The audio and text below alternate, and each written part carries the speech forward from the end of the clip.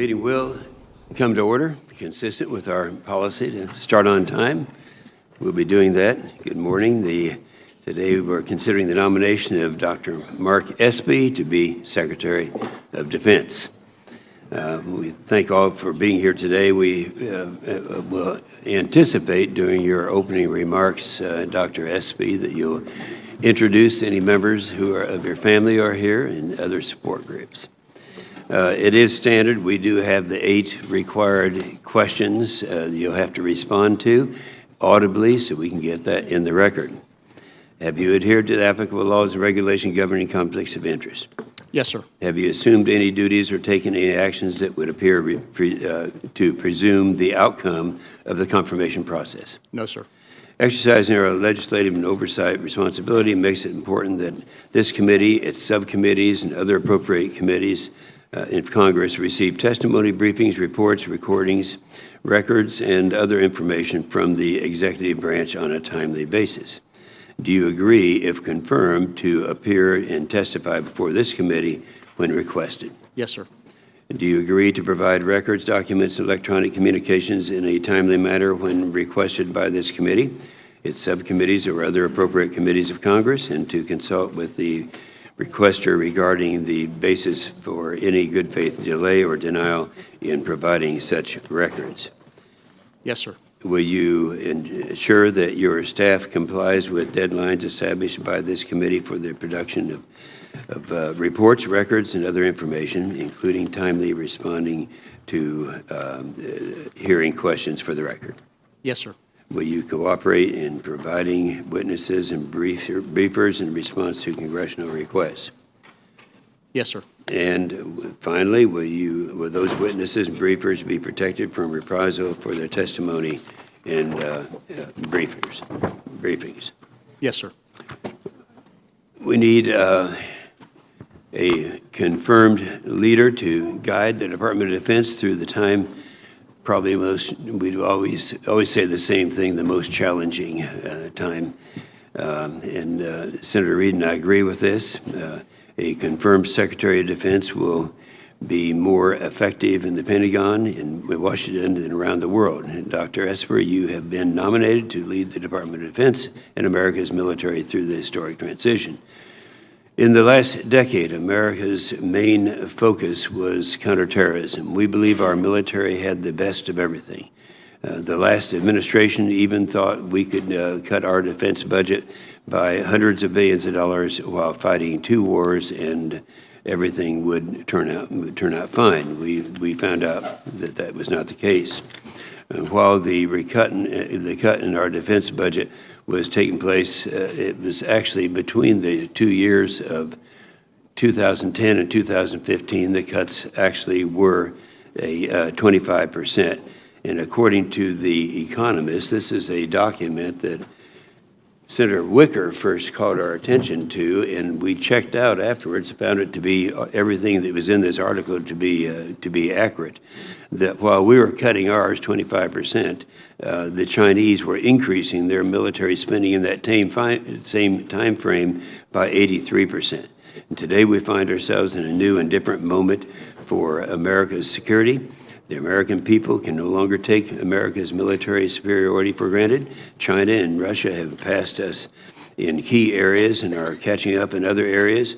The National Defense Strategy, which is the document that we have used, which we've talked about and had a hearing on, and everyone agrees that this was a bipartisan document, and that was one that should be used and has been used for that purpose. So President Trump has supported a new national defense strategy with his defense budgets, putting us to a path to repair readiness and restore our military advantage. Hard work remains. Most importantly, we need a budget agreement. If we do not get a budget agreement, deal with the fiscal year 2020 that includes the growth in the top line, we will squander the process and the progress that we've made in fiscal years 18 and 19. As we all know, our fiscal year, our top line in the first of this new administration's was at 700 billion, and then after that, for the next fiscal year 19, was 716 billion, and then of course this bill, we are at 750 billion. We want to avoid the CRs. I think we all agree with that. The NDS Commission report said, quote, unpredictable and delayed funding placed the national defense security in jeopardy. But this isn't only about money. We can't buy our way out of the competition with China and Russia. We need urgent change and significant scale. And that requires hard choices about threat priorities, critical defense investments, and new operational concepts. And these are choices that can only be made by a strong Secretary of Defense who enjoys the trust and confidence of the President and who has the support of those entrusted with critical civilian leadership positions in the Department of Defense. And we would recognize Senator Reid for his opening statement, then recognize Senator Kane for an introduction. Senator Reid. Thank you very much, Mr. Chairman, and I join you in welcoming Secretary Esper to this morning's hearing. I would also like to welcome Secretary Esper's family, including his wife Leah and their children Luke, John, and Kate. This effort is obviously not just the individual member, but the family too, and we appreciate their service to the nation over many years. We're all pleased you could be here. Secretary Esper, as we review your qualifications to serve as Secretary of Defense, I note that you have a wealth of experience in defense policy, including recent service as the Secretary of the Army. Prior to that, you also served in senior leadership positions in both the public and private sector. If confirmed as the next Secretary of Defense, your background experience should serve you well. It has been nearly 7 months since the Department has had a Senate-confirmed Secretary of Defense. At no other time has the office of the Secretary remained vacant for so long. Complicating the situation is that under the Vacancies Act, Secretary Esper cannot serve as the acting Secretary of Defense now that he has been nominated for that position. Therefore, Secretary of the Navy Spencer is serving as the acting Secretary of Defense while the Senate considers Secretary Esper's nomination. Given these extraordinary set of circumstances, the Chairman and I agree that it is important to consider the nomination of Secretary Esper as expeditiously as possible. But let me be clear, his confirmation should not be a routine matter. While Secretary Esper has been performing the duties of the Secretary the past several weeks and has served admirably as the Secretary of the Army, the duties of the Secretary are unique. As such, I believe it is incumbent upon this committee to vigorously vet his nomination and review his qualifications. Secretary Esper, as we consider your nomination, we must bear in mind the national security challenges facing our country. Currently, the Department is focused on competition with near-peer adversaries like China and Russia, as the Department pursues the new strategic direction established by the National Defense Strategy. Also, Iran and North Korea remain dangerous, and the threat posed by violent extremist organizations is not diminishing. Furthermore, the Department must continue to recruit and retain high-caliber individuals while restoring readiness and pursuing new high-end capabilities for the force. I specifically want to raise two issues related to this committee's duty to conduct congressional oversight of the Department. First, any effort to withhold or curtail information necessary to fulfill the committee's oversight mandate is unacceptable. Former Acting Secretary of Defense Shanahan recently promulgated a memo governing the committee's access to certain documents, including executive orders or exorts. The memo stated in part that the Trump administration would determine which materials should be provided to Congress based on whether the request contains sufficient information to demonstrate a relationship to a legislative function. I think we make that determination, not the Department of Defense. Tensions often exist between the executive and legislative branches regardless of political party. However, as duly elected officials, this committee understands what information is necessary to conduct congressional oversight.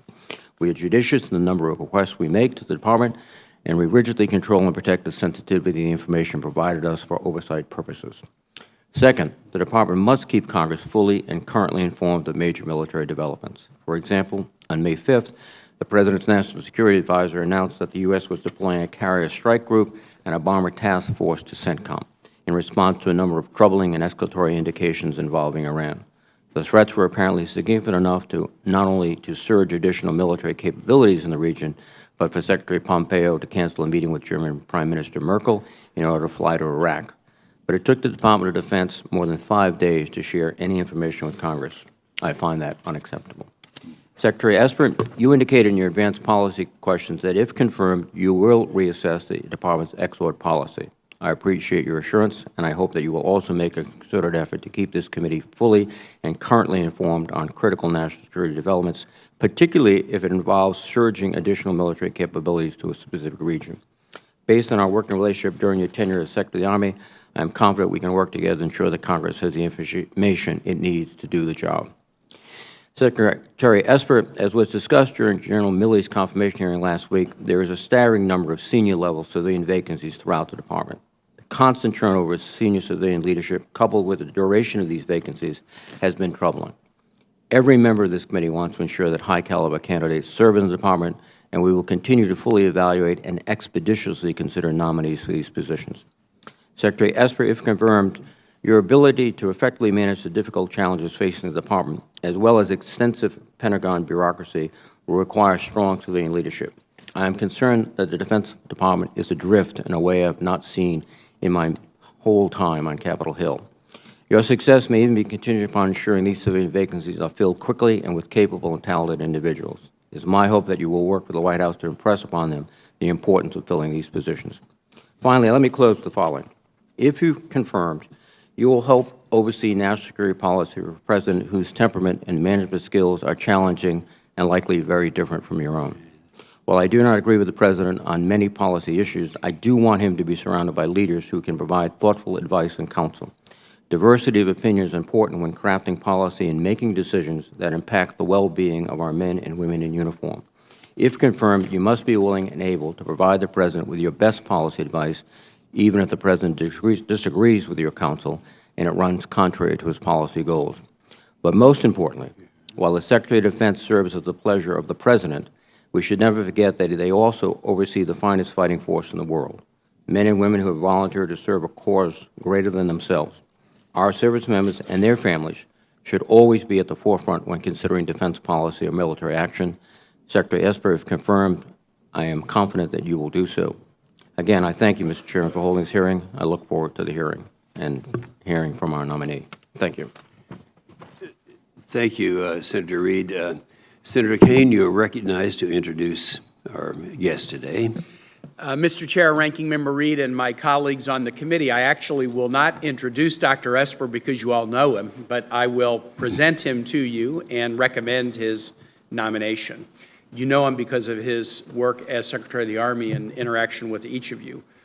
Barbara Tuchman wrote in her 1962 Pulitzer Prize-winning book about the First World War, The Guns of August, that, quote, character begets power, especially in hours of crisis. That is a quote that is about both individuals and also about nations. Over the past 2 years, my interactions with Dr. Esper have convinced me, have led me to the conclusion that he is a person of sound character and moral courage, which I believe are the most important traits of a Secretary of Defense charged with the lives of the women and men who serve the Department of Defense. He was born in Uniontown, Pennsylvania, the same town that produced General George C. Marshall, who also as an adult found his way to becoming a Virginian like Dr. Esper. He spent the majority of his adult life in service to the country, starting with his entry into the United States Military Academy at West Point and continuing through his career in the Army, active, Guard, Reserve, service to the White House, service to this body. In fact, Dr. Esper has really sort of seen it all as an active Guard and Reserve member, work in the private sector, work in think tanks on national security policy, service to House and Senate committees, service to individual senators, and service to 2 Republican administrations. You're familiar with his biography, but I just wanted to share 2 instances of working together with Dr. Esper, which has led me to the conclusion that he is the person of character who should lead the department. One of the first phone calls I received after I introduced legislation to address challenges with the unacceptably high unemployment rate of military spouses was from then Secretary Esper, who thanked me for the legislation, who talked about his own concern about this as Secretary of the Army and wanted to work together to tackle this very, very serious challenge. And we have worked together cooperatively on that, and I've been pleased with the Army's ongoing efforts in that way. The same commitment to address the quality of life of our military families was something that I noticed when this committee began the investigation into the very painful circumstances surrounding substandard military housing. The initial responses by some in the department and at the bases themselves, and I think we all experienced this, were skepticism, disbelief, denial, avoidance. That was not the response of Secretary Esper. It was the Department of the Army that first developed the Tenant Bill of Rights, which became the basis of one of the key provisions that we included in the NDAA this year. Secretary Esper extended an invitation for Senator Warner and I to accompany him to see the conditions of housing at Fort Belvoir, just 20 miles south here in Virginia Army Base. When a secretary asks you to do something, you kind of wonder if you're going to see the Potemkin Village version of it, that, you know, we've sort of solved this and we're proud of our solution. No, we didn't see that. Secretary Esper took us to the unvarnished version of problematic housing and people who had been treated badly and couldn't get help from their chain of command or the private housing companies. And we heard in a very blunt way about problems these families had experienced that were heartbreaking in some ways. And we had a roundtable discussion with other families around the table. And when the families presented their experiences, encouraged by Secretary Esper to do so, and then often base personnel would begin to respond if he detected any delay or we can't deal with that right away. Secretary Esper, in a firm and professional way, but a very tough way, would not let people get by with substandard responses. He insisted that the families be dealt with fairly and promptly. That willingness to display personal accountability was very, very impressive, both to Senator Warner and me. He's been proactive and he's been transparent. I acknowledge the comments made by the ranking member about the need for transparency in working with the committee. And I think those are trademarks of exceptional leadership. Most of us were very discouraged by the resignation of Secretary Mattis. And what we've hoped for is a successor who could show the same level of candor and principle and a willingness to remain independent even in the most challenging circumstances. I believe that Dr. Esper has those traits and would encourage all of my colleagues to support his nomination. Thank you, Mr. Chair, Ranking Member. Thank you, Senator Kane. Whether you call it that or not, I call it an excellent introduction. And Dr. Esper, you are recognized for what comments you want to make, and your entire statement will be made part of the record. Well, thank you, Mr. Chairman. I just wish Senator Kane could stay here for the next couple hours next to me. Chairman Inhofe, Ranking Member Reed, and distinguished members of the committee, it is an honor and a privilege to appear before you as the President's nominee for Secretary of Defense. And I'd like to especially thank Senator Kane for that very kind, gracious, humbling introduction. Sir, I will not let you down. You have been a leader here in the Senate. You've been a leader because you are a father of Marine. You've always taken care of our servicemen and women.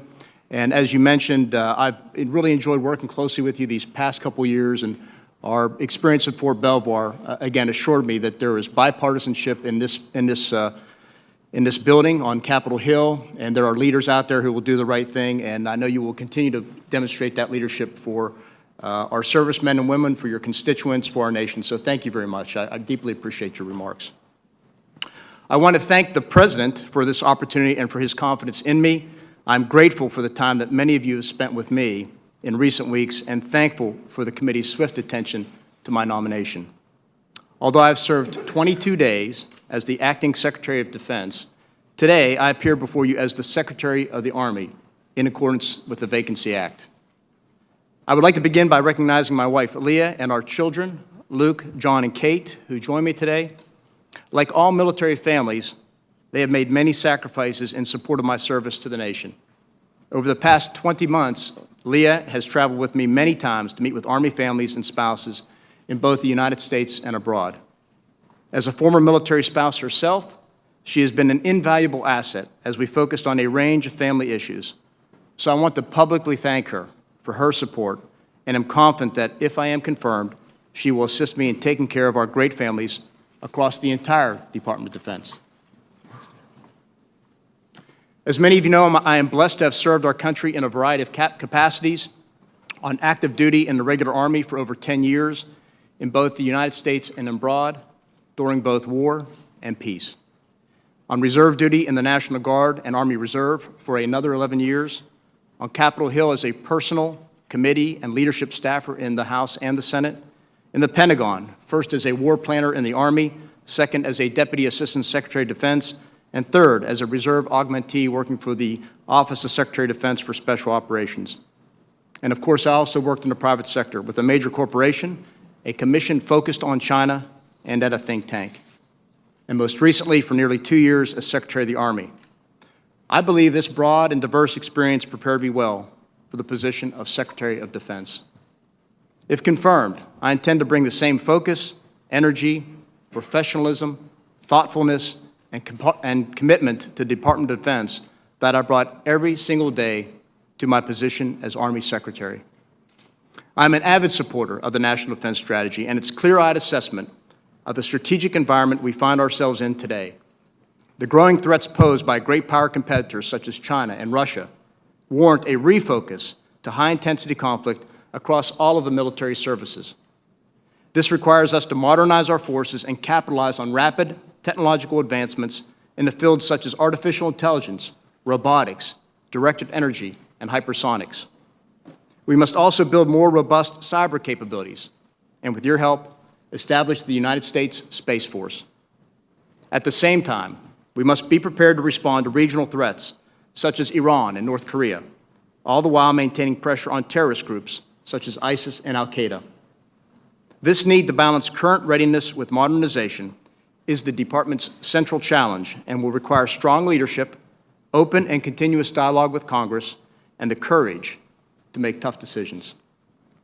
If confirmed, I intend to continue advancing the strategic goals set forth by my predecessors along 3 lines of effort. First, we will continue to build a more lethal force by increasing readiness and modernizing for the future. The goal is to deter war, and this can only be done with a strong, modern, and ready military that is overmatched in all domains. Our adversaries must see diplomacy as their best option because war with the United States will force them to bear enormous costs. Second, we will continue to strengthen our alliances and attract new partners. A strong network of like-minded nations that are willing and able to fight together is an advantage that our adversaries do not possess. At the same time, I will continue to press our allies and partners to contribute more equitably to our shared security, as many other Secretaries of Defense have done in the past. And third, we will reform the Department, beginning with the Fourth Estate. No reform is too small. In the Army, we found billions of dollars in savings by overturning hundreds of small stones that many said wouldn't make a difference. I will also continue to take the approach that bureaucratic processes should not come at the expense of our men and women serving around the world. The bottom line is this: in an era of mounting fiscal challenges and competing demands, we must actively seek ways to free up time, money, and manpower to invest back into our top priorities. Lastly, as a personal priority of mine, I intend to place particular focus on the well-being of our soldiers, sailors, airmen, Marines, and their families. I understand very well the impact that issues such as housing and child care and spousal employment have on the readiness of our service members. I heard this firsthand during the dozens of town halls and private meetings that my wife and I held across the Army over the last 20 months. Our military families are willing to make great sacrifices for their country, and in return, I am committed to ensuring they are cared for properly. As promised to this committee during my confirmation hearing to become Secretary of the Army, if confirmed, I will approach these priorities with the values and behaviors proven to maximize effectiveness of any team, to act with integrity, to collaborate broadly, to treat others with dignity and respect, to encourage innovation, critical thinking, and straight talk, to empower people, and to hold leaders accountable. These principles and the values we hold dearest as a profession must be lived and promoted and upheld day in and day out by leaders. Chairman Inhofe, Ranking Member Reed, and members of this committee, thank you again for your time and consideration today. I am truly honored to be part of the greatest military in the world, and if confirmed, I will continue to work closely with this committee and the entire Congress as we prepare to meet the challenges that lie ahead. I am grateful for your consideration of my nomination, and I look forward to your questions. Thank you. Well, thank you, Dr. Esper. Senator Kane made a couple comments about your accompanying him to installations in this area. And I was reminded that you accompanied me in some of these areas also. And you went beyond just the Army. We're down at Fort Sill together. We're talking about the housing problems and the fact that initiated the first time we heard about housing problems, or actually was in Tinker Air Force Base. You were aware of that. But on that meeting that we had, the trip that we had together to Fort Sill, the thing that impressed me, and I think it fits into this this hearing today, was how well you did in communicating with the troops in the field. I mean, you were one of them, and I just at that time I thought, you know, you're really the guy for this job. Well, thank you, Mr. When you were with us in the 26th, no, it was in June, you were actually the acting Secretary of Defense at that time. You said that the U.S. National Defense Strategy remains our guiding document. This is really significant. This hasn't happened before. We had a hearing about this. This was put together by Democrats, Republicans, people who were top military people in this country. And no one at any time since we adopted this thing well over a year ago has complained that it wasn't done properly. And so at that time you talked about why it was important. And also prior to that, in March, when you were the Army Secretary, you, in response to one of my questions, you said, quote, Senator, you made a very important point. You said that what we need a budget. The Russians are modernizing. We must build the next generation of combat systems now before Russia and China outpace us with their modernization programs. And we know that that's actually what is happening today. And by the way, Secretary Mattis, and I appreciated the comment that Senator Kane made about him, and those were my sentiments also.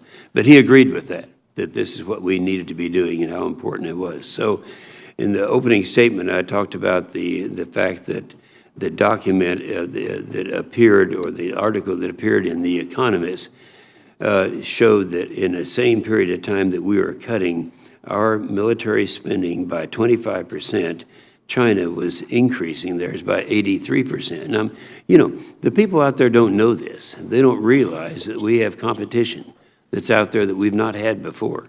And when I see this, I look and I think that we've done really we've done a better job, but we need to do a better job than we've done before. General Milley when he became Chief of Staff, only 5% of our Army brigades were at the highest level of readiness. Now it's 50%. Now that's a huge increase. So we're in the right area and we're moving the right direction. So anyway, in terms of the budget, this is your opportunity to weigh in on this and what we're going to have to do in order to do the job that needs to be done at this time, considering that we have peer competitors we've never had before. And so I'd like to have you use whatever time you need to use and talk about the significance of the budget deal that we're going to have. Well, thank you, Mr. Chairman. First of all, I fully share all of your remarks, and the threat posed to us over the long run by China cannot be overstated. And so for those reasons, I fully support the President's budget, the need for a 2-year budget deal, and of course the need to have the authorizations and appropriations bills passed on time. I cannot, again, overstate how important it was for DOD last year to receive a budget on time. It really allowed us to accelerate the readiness gains that we made, to advance our modernization efforts, and do all those things that the National Defense Strategy tells us to do. Okay, that's good. And also, we had asked General Milley when he was in about to kind of classify the areas that we have, to highlight the areas where we need to catch up. And he mentioned nuclear triad modernization, space, artificial intelligence, and hypersonics. Now, you touched on this in your opening statement. Is there anything you want? What would be your priorities in this list, or should this be a longer list than it is? Well, this may sound unconventional, but it goes to Senator Reed's first point, is if confirmed, I need to staff up the top tier of the Pentagon soonest. When we talk about the bigger picture issues that you mentioned, clearly modernization of the triad is top priority. I think we need to fully develop the domain of space as a warfighting domain. We need to improve our capabilities and policies with regard to cyberspace. And then, of course, there are a wide range of conventional capabilities we need to improve, and many of those hinge on core technologies that we can speak about through the course of the hearing. Thank you, Dr. Esper. Senator Reed. Well, thank you very much, Mr. Chairman, and Mr. Secretary, thank you. In your opening remarks, you mentioned the continuing tensions between the United States and Iran, and Secretary of Defense Robert Gates reportedly made the following statement: "If you think the war in Iraq was hard, an attack on Iran would, in my opinion, be a catastrophe. Iranian capacity to wage a series of terror attacks across the Middle East aimed at us and our friends and dramatically worsen the situation in Iraq, Afghanistan, Lebanon, and elsewhere is hard to overestimate." Do you agree with Secretary Gates' assessment if there was a... I agree. We do not want war with Iran. We are not seeking war with Iran. We need to get back on the diplomatic channel. And that raises the obvious question, how do we take steps that would mitigate possible escalation leading to kinetic activity? How do you do that? A couple things. First of all, what we try to do is trying to foreclose the opportunity for any miscalculation and misunderstanding by developing a concept, which I understand that we've set up a meeting to brief this committee on here soon, called Operation Sentinel, whereby we do passive patrolling, if you will, in the Strait of Hormuz, Gulf of Oman, and the Persian Gulf to deter any provocative acts by the Iranians or the IRGC. At the same time, from the highest levels of government, from the President himself, we said we will meet anytime, anywhere, without precondition, to discuss issues with the Iranians to get us on the diplomatic path. So you think that diplomatic path is the most thoughtful way to proceed? Diplomacy always is. Thank you. Mr. Secretary, you will likely be required in the course of your duties to opine with regard to Section 2808 with respect to the use of emerging funding already appropriated for critical military projects to be used, in the case most obviously presented to you, for border wall construction. The legal requirement is that it must be necessary to support the use of the armed forces along the border with Mexico. Given the fact that this is a law enforcement operation, given the fact that it's not something that is typically in the operational spectrum of military forces to build walls across a border, how can you make that justification? Well, that is something that I will need to take a look at if confirmed, Senator, and obviously we'll look at the advice provided to me by the Chairman of the Joint Chiefs of Staff. But in many ways, the operations that DOD is providing at the border in support of DHS is not unlike what we've done in the past through multiple administrations over many years.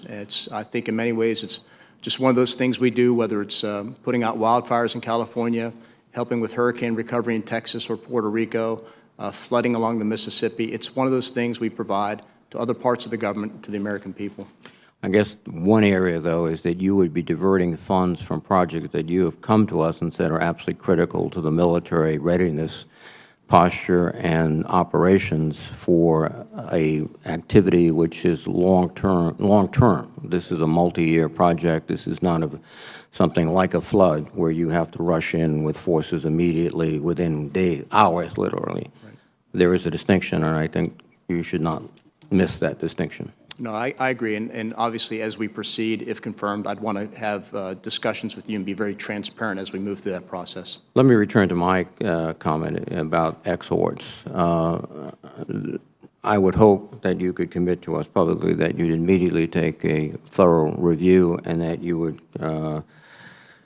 revise the memorandum so that we could operate in a custom that I think this committee has done with the Department of Defense over many, many years, far preceding my tenure on the committee. Is that something you would commit to? I will definitely commit to that, Senator, and as I think you highlighted, I spent my formative years in Washington, D.C.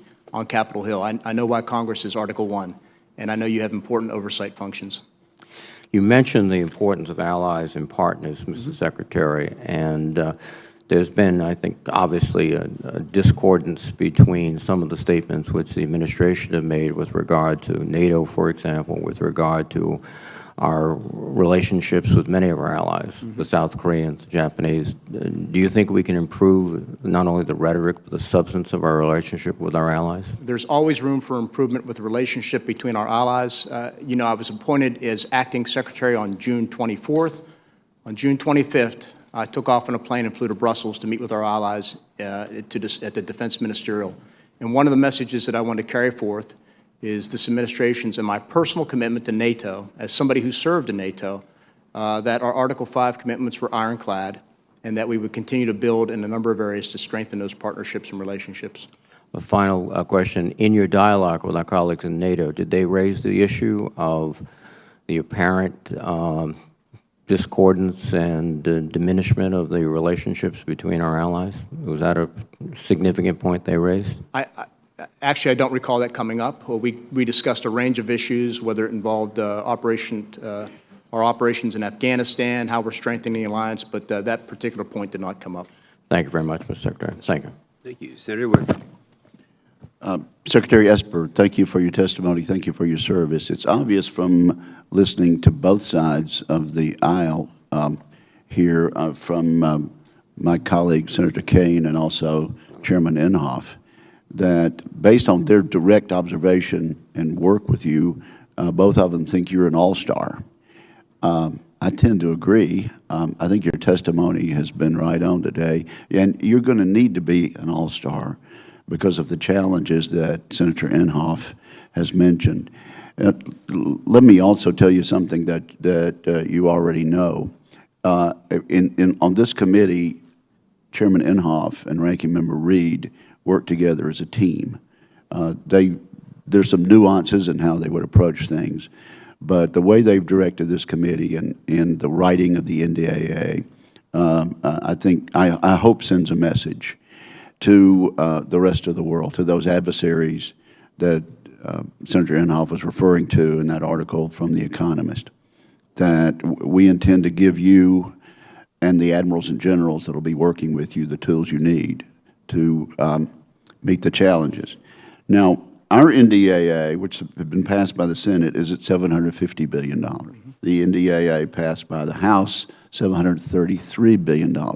A difference of $17 billion. We're not mathematicians up here, but Senator Fisher and I have been talking with staff. That's about 2.3% difference. And so I would say to my colleagues and say to you, if the House and Senate cannot, in the next few days, work out the difference between 2.3% in our versions and agree on a two-year budget caps number, then shame on us. We're not doing our duties. We are the Article I branch of the government. We're the only people on the face of the earth, only people in the country that can do this. And we must negotiate it with the President of the United States. The Secretary of the Treasury has been tasked with negotiating with House and Senate leaders on this. But I hope you'll raise your voice and be a strong advocate. I hope at this very moment you're raising your voice.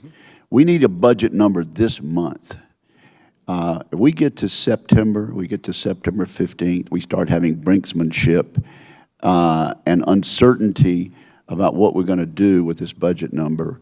That becomes a problem. And thank you for talking about the things we're going to need to modernize.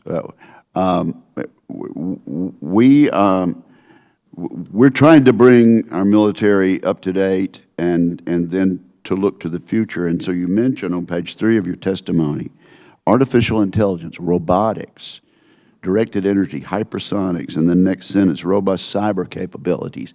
If we go to a month-long CR, perish the thought that we would go to a one-year CR. We go to a month-long CR, October 1st.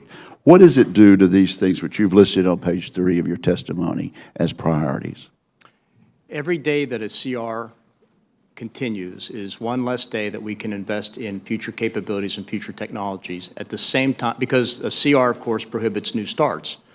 And we are stuck funding, if you will, legacy technologies or legacy equipment. And that's just in terms of modernization, Senator. If you look at readiness, manning, equipping, same problems. It just gets worse and worse over time. And in many cases, you can never make it up. If it comes to training, you cannot make that up. So it's different from level funding. If somehow we could magically wave a magic wand and have level funding with an appropriation bill, that would be a different matter. But a CR doesn't do that, does it?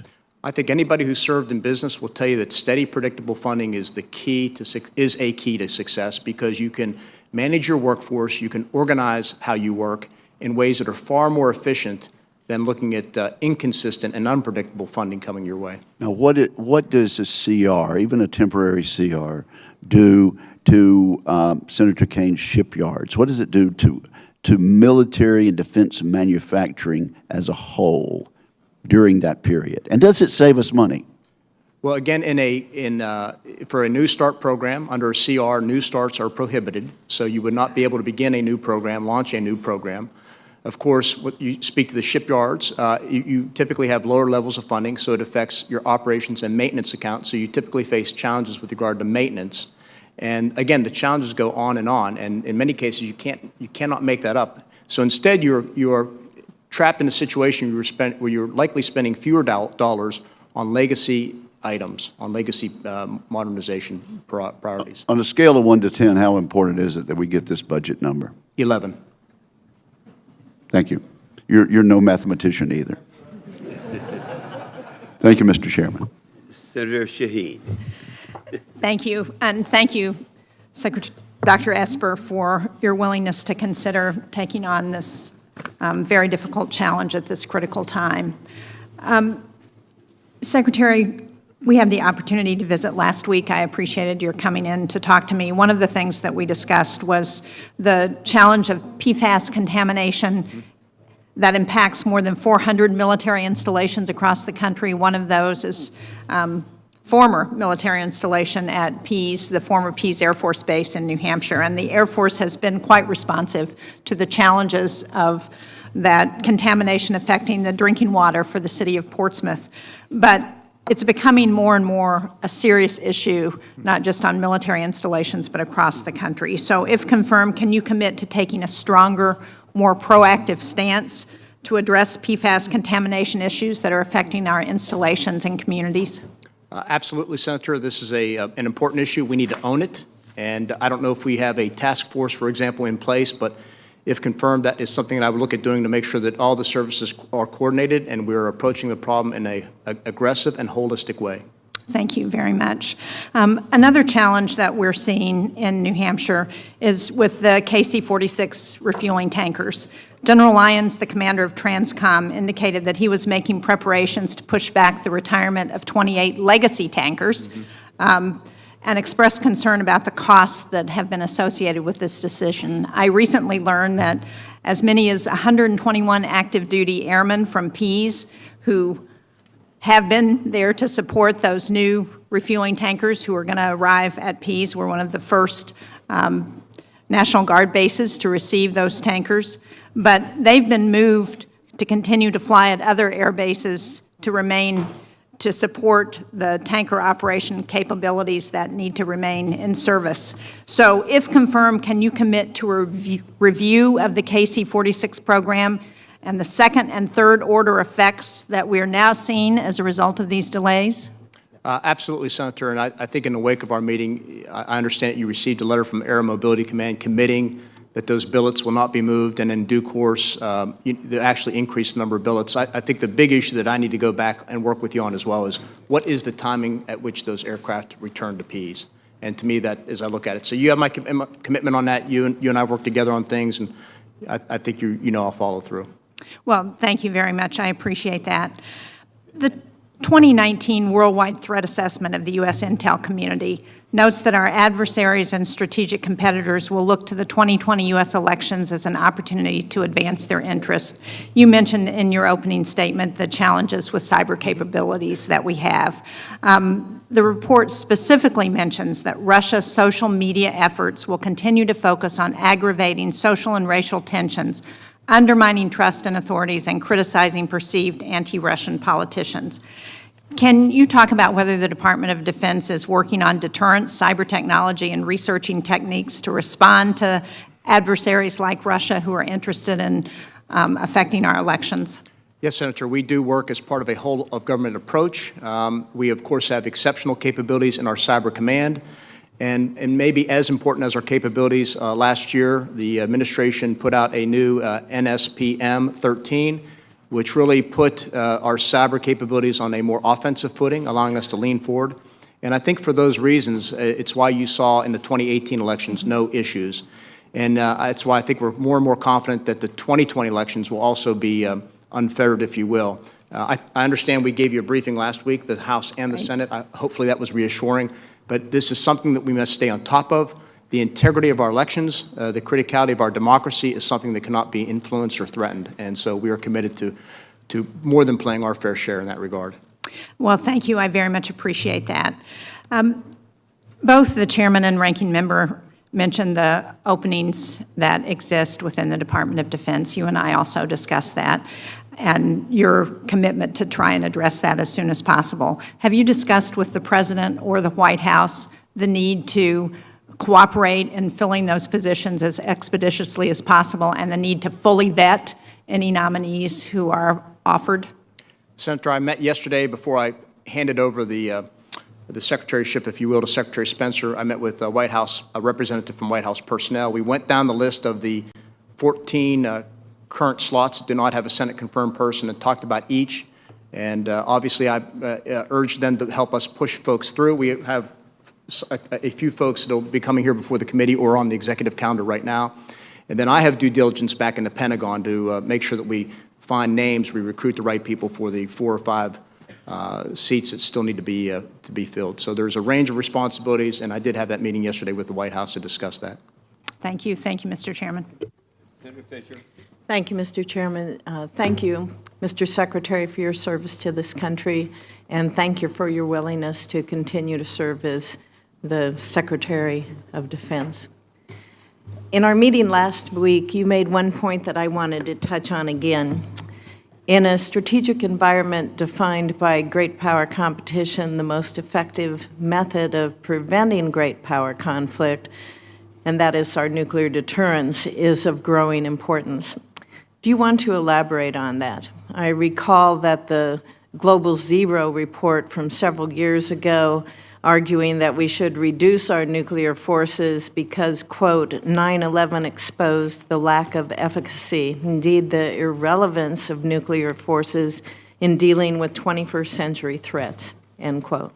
I don't think that argument was valid then, and I certainly don't believe that it is valid now. What are your thoughts? You know, Senator, I had the privilege of working on these issues in the past up here on Capitol Hill. You know, I'm convinced after studying them for quite some time that a nuclear deterrent is essential to our security. It's a top priority. It has kept the peace with regard to deterring nuclear war for 70 years now. And so I think the important part is to ensure that we have a modern, effective, credible, and safe and reliable deterrent. And so that's why we need to look at each leg of the triad. Each provides certain capabilities to complement one another, and continue to modernize that triad is important to our safety and security. Earlier this year, we heard from Undersecretary Lord, and she stressed that we have reached a point where delay of modernization is no longer an option.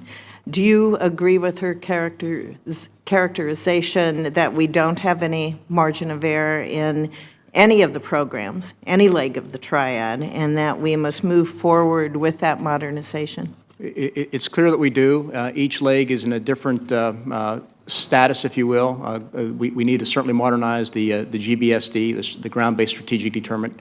Obviously, we have plans to modernize the Ohio-class submarines, and then there obviously is a program underway already to modernize our long-range stealth bombers. We saw with the House NDAA some of their concern with the GBSD. You mentioned that as an important point, that we cannot let up on that in modernization. Is that correct?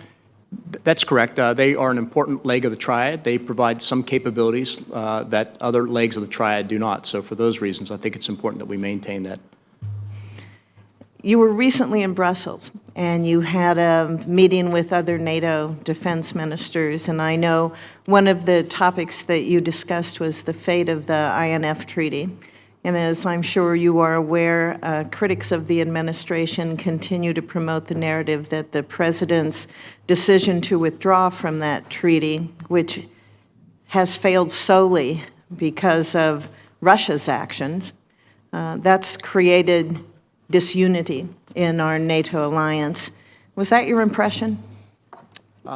No, Senator, it was not. I'd say a few things. I've worked these issues in the past with regard to arms control. Russia has cheated or is cheating on treaties. I give the Obama administration high marks for calling them out and trying to work this, and obviously Secretary Mattis worked this issue as well. I think the INF Treaty has served us well, but it only works if both parties comply, and we have been diligent, we the United States, in complying with the treaty. But in discussions with NATO allies, both bilaterally and in the big room sessions, if you will, I was really impressed by the fact that everybody was unified and agreed that we cannot stand by while Russia arms itself with intermediate range missiles, SSC-8s, that are nuclear tipped and have most of Europe within their range. And so we also agreed on a path forward, and we also agreed publicly, I think I mentioned it publicly, that we encourage Russia to come back into compliance. The United States will remain in compliance with all of our obligations until August 2nd. And after that point in time, we will continue to pursue what's in our best interests. So what are our next steps in response to Russia's violation? Well, we obviously need to prepare air and missile defenses to defeat those intermediate range missiles. And the Army has been working on that, as I know the other services are as well. But then the other part is to make sure that we develop our own conventional INF range missiles to deal not just with Russia, but China. Most of China's inventory is of intermediate range missiles, and so we need to make sure we have the capability as well to respond should we, God forbid, get in a fight with them one day. Okay. Thank you, Mr. Secretary. Thanks, Mr. Chairman. Welcome, Dr. Esper, and thank you for your service to our nation. Thank you to your family as well. We haven't had a chance to visit yet, but I hope before the vote we will have an opportunity to get together. And I hope also that you'll have an opportunity to visit Connecticut, particularly our subbase and our shipyard, which, as you know, is the submarine capital of the world, and perhaps stop by Rhode Island while you're there. If confirmed, you have my commitment, and maybe in August as soonest. Wonderful.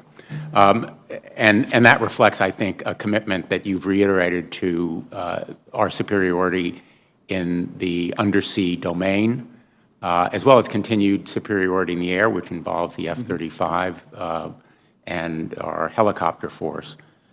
And I notice you're nodding for the record. No, I'm sorry. Yes, I do. I mean, we need to sustain the F-35 program. It's the world's premier fifth-generation fighter, which provides extraordinary capabilities. You mentioned rotary wing. As you know, the Army undertook initiative, a top priority, to modernize our aviation fleet, future vertical lift. And there are exciting opportunities there that will give us unprecedented range and payload and whatnot. And then I think the third thing you mentioned was we do have to modernize the submarine force, the boomers, if you will. I've had the privilege in the past of being on those vessels. They're very impressive, but they need to be modernized to deal with the challenges we face today and in the future. I want to ask you about a topic that I raised with then Acting Secretary Shanahan about DOD expenditures at Trump-branded properties. In response to my question to him, the Department provided a list of expenditures made by civilian and uniform Department of Defense personnel at Trump properties between January 20th, 2017 and June 14th, 2017. The total is about $147,000. during just those 6 months, the Pentagon spent over $36,000 at the Trump National Golf Club in Palm Beach, over $35,000 at the Trump Hotel Las Vegas, over $16,000 at the Trump Hotel, Trump Ocean Club Panama, among many other lodging and restaurant expenses at Trump properties. I know you're not a lawyer, but you no doubt understand that the Emoluments Clause forbids the President receiving money from these type of expenditures by government personnel that enrich him as the owner of those properties. I would like a commitment from you that you will provide all of the additional information about official expenditures at these properties from 2017 to the present, and that you will commit to providing also additional information about the official purpose of these government travel expenses, if any, and in fact that you will go further and declare these properties to be off-limit establishments, as the Pentagon does for military personnel when they are spending taxpayer money. This money is taxpayer money. The expenditures were put on the government travel charge card, and I think the American people would have a lot of reservations about this practice. Yes, sir. Yeah, I will certainly look into the issue and provide as much transparency as you can. Like you said, I'm not a lawyer, but your request sounds like something which I should have a counselor with me but I will do my best to get you that information. Well, I'm asking that you commit to provide the information, not for your legal opinion. I certainly am committed to provide that information. And this also is an important chance to say one thing, too, is it is very important to me to continue the long-held tradition that DOD remain apolitical. And so my commitment is to make sure that we conduct ourselves that way. So I will certainly look into that information, and I will look into what you're saying. I want to make sure that we are conducting ourselves in a professional and ethical manner at all times. And I would just add, in response to the answer that you gave to my colleague, Senator Shaheen, about the threat from Russian interference in our elections, I am by no means as comforted as you seem to be by the information available to us about the response so far by our government. It's a whole of government response, but I think that threat is real, urgent, increasing, and so far we've been doing more, but still way short of what is necessary. And that is my impression from the briefing that you referred to, and I'd like your commitment that you will provide us more information about. Absolutely, Senator. And I did not mean to convey that I'm comfortable with where we stand. I think this is going to be an ongoing threat for some time. Obviously, Russia is the principal issue, but there are other countries out there who would want to influence or change our elections. So I think we need to be on guard and vigilant. And I certainly could not attest today that 2020 will be flawless. But like I said, I think we were in a much better posture in 2018. I think we addressed the problem adequately. But we always will have a lot of work to do because people want to influence our elections. And one last question. Will you commit to recuse yourself from involvement in any decisions involving Raytheon in light of your past involvement? I know you've committed through November. What about beyond? I'm fully committed to living up to my ethics obligations, the laws, the regulations, my pledges, Senator. Thank you, Mr. Chairman.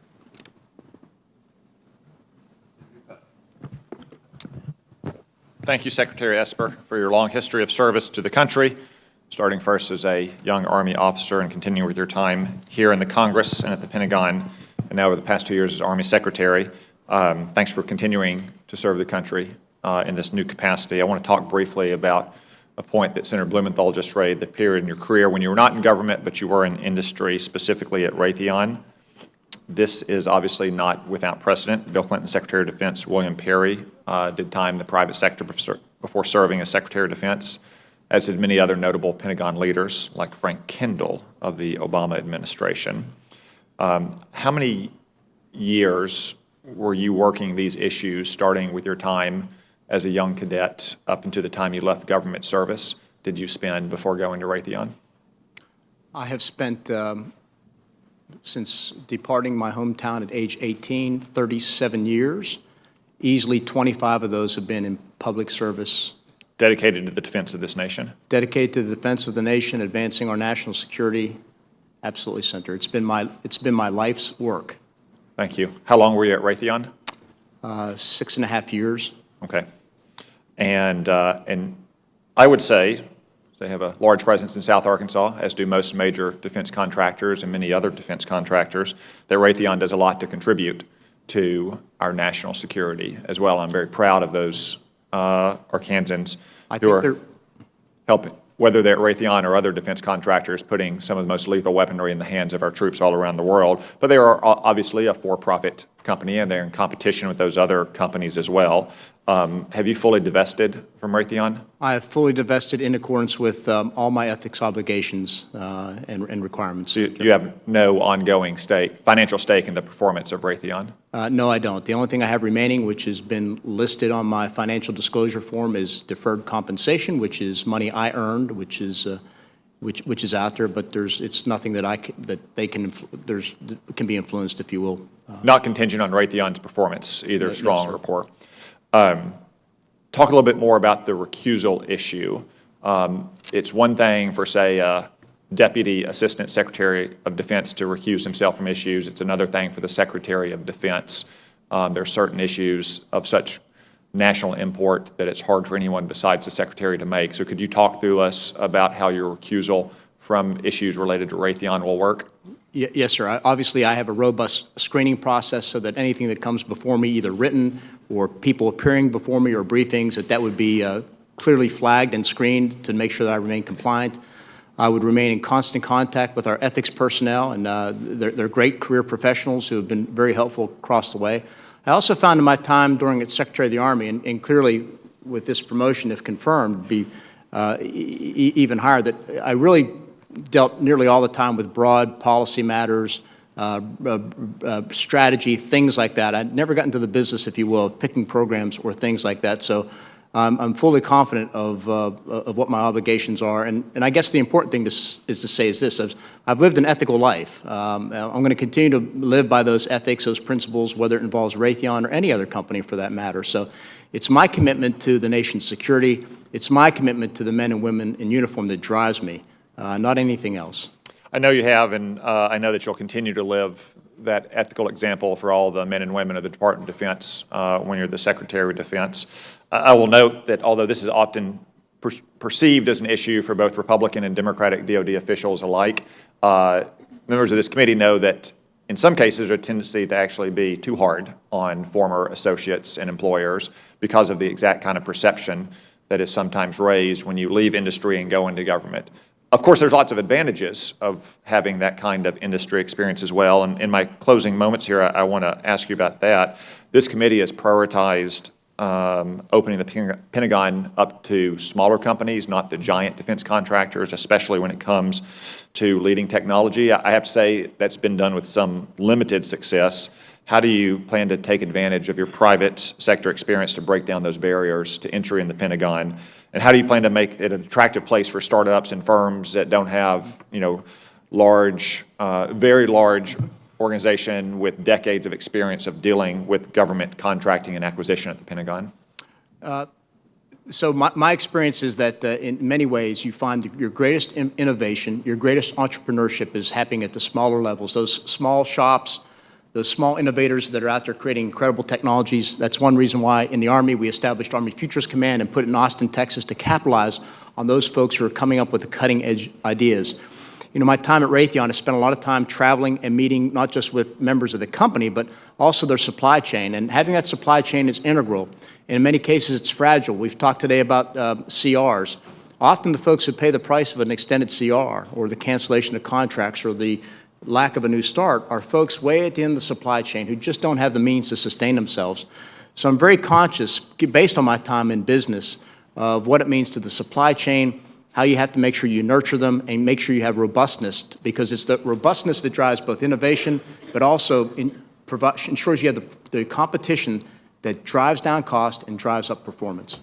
Well, thanks, Secretary Esper. I guess you won't be getting a new title after the Senate votes to confirm you, but you will have a new job, and I know that you'll continue to set the example of ethical leadership that Senator Kaine praised you for and whose opinion I share. Thank you.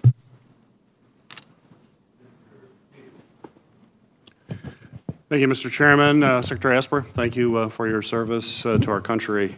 Secretary Esper, in 2014, Secretary Hagel issued new guidance for upgrading certain discharges to honorable. The Hagel policy directed review boards to give, quote, liberal consideration to the possibility that PTSD contributed to a veteran's loss of their honorable discharge. That's why I introduced legislation to codify the principles of this policy into law. The Fairness for Veterans Act was included as Section 535 of the fiscal year 2017 NDAA, and I recently sent a letter to the Department of Defense to get an update on the implementation of this law. I think you'd agree that troops that are suffering from mental trauma associated with their service should not have their records tarnished over an episode of misconduct that may be related to the trauma that they're actually suffering from.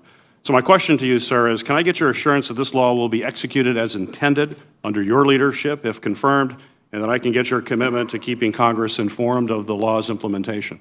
Yes, sir. As you described it, it seems to make eminent sense. You know, from my time in uniform, of course, I spent my time in war. I know the impacts. I think things like that go a long way to signaling that we understand that these things happen, that damage, harm is not just physical, it can be mental, and that it also goes a long way to us addressing any stigmatization with regard to mental health issues.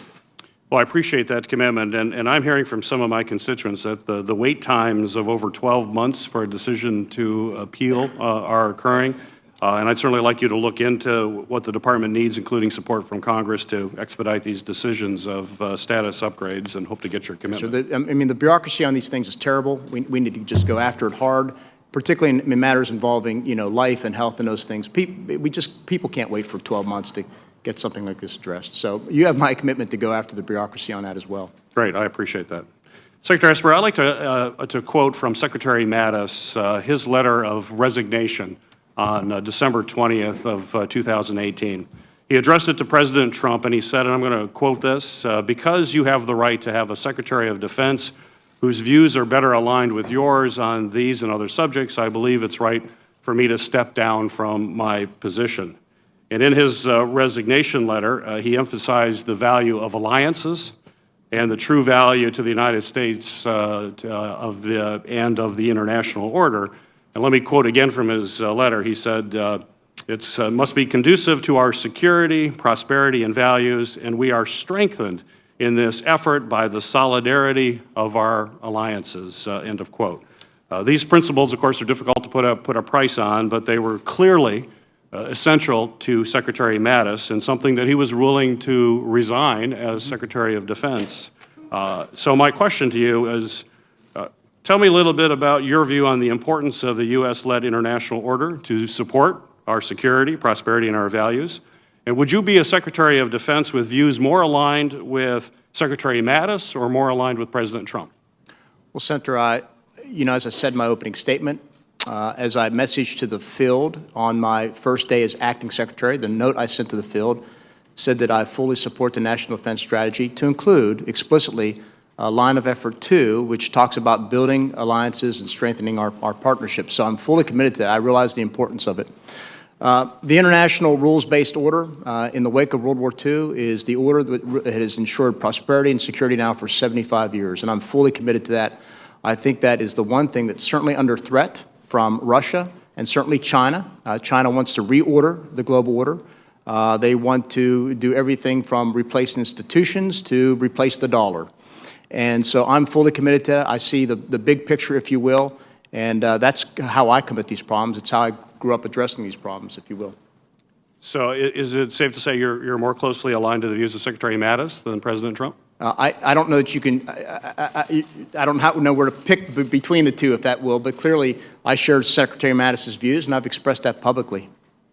Well, is there an issue or policy that you would be asked to support that would run counter to your values and principles? Would you be willing to resign if it ran counter to your values and principles? You know, my time in the Army, I grew up with this view that if you're asked to do anything that is illegal or immoral or unethical, then that would be the point at which you have to consider resignation.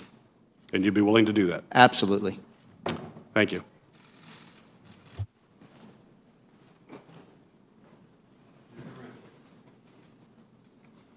Thank you, Mr. Chairman. Mr. Esper, first of all, I want to thank you for your service to our country, to your family. I recognize that this is one of those challenging times in which you have tried to fill a couple of different positions all at the same time. But your work and your background makes you eminently qualified for the position that we're considering today. I wanted to ask a couple of questions here with regard to that background, which I think helps, but I'm not sure that you've had an opportunity to share with the public. There has been some concern expressed about your time working for Raytheon. I'm curious, though, if you can discuss the insights that you have developed and how this period of your life would inform your decision-making should you be confirmed as Secretary of Defense. Senator, my years in business really gave me a breadth of experience and knowledge about what makes industry tick, what motivates them. The previous question we had from Senator Cotton, I got a rich understanding of the supply chain, how important it is, and yet how fragile it is at the same time. I understand well what motivates companies in order to grow and change and adapt. And you also get a good understanding of how they organize to address work.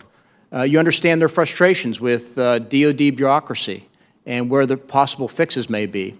And so all those things and more, I think, really enabled me as Army Secretary to look hard at all of our programs and to make sure that we got them in the right place. And I will tell you, of the 18 or 19 or so major defense programs that we had, nearly all of them, but maybe one or two, were meeting cost, schedule, and performance because myself and others like Undersecretary McCarthy had brought to the table a business background that helped us understand.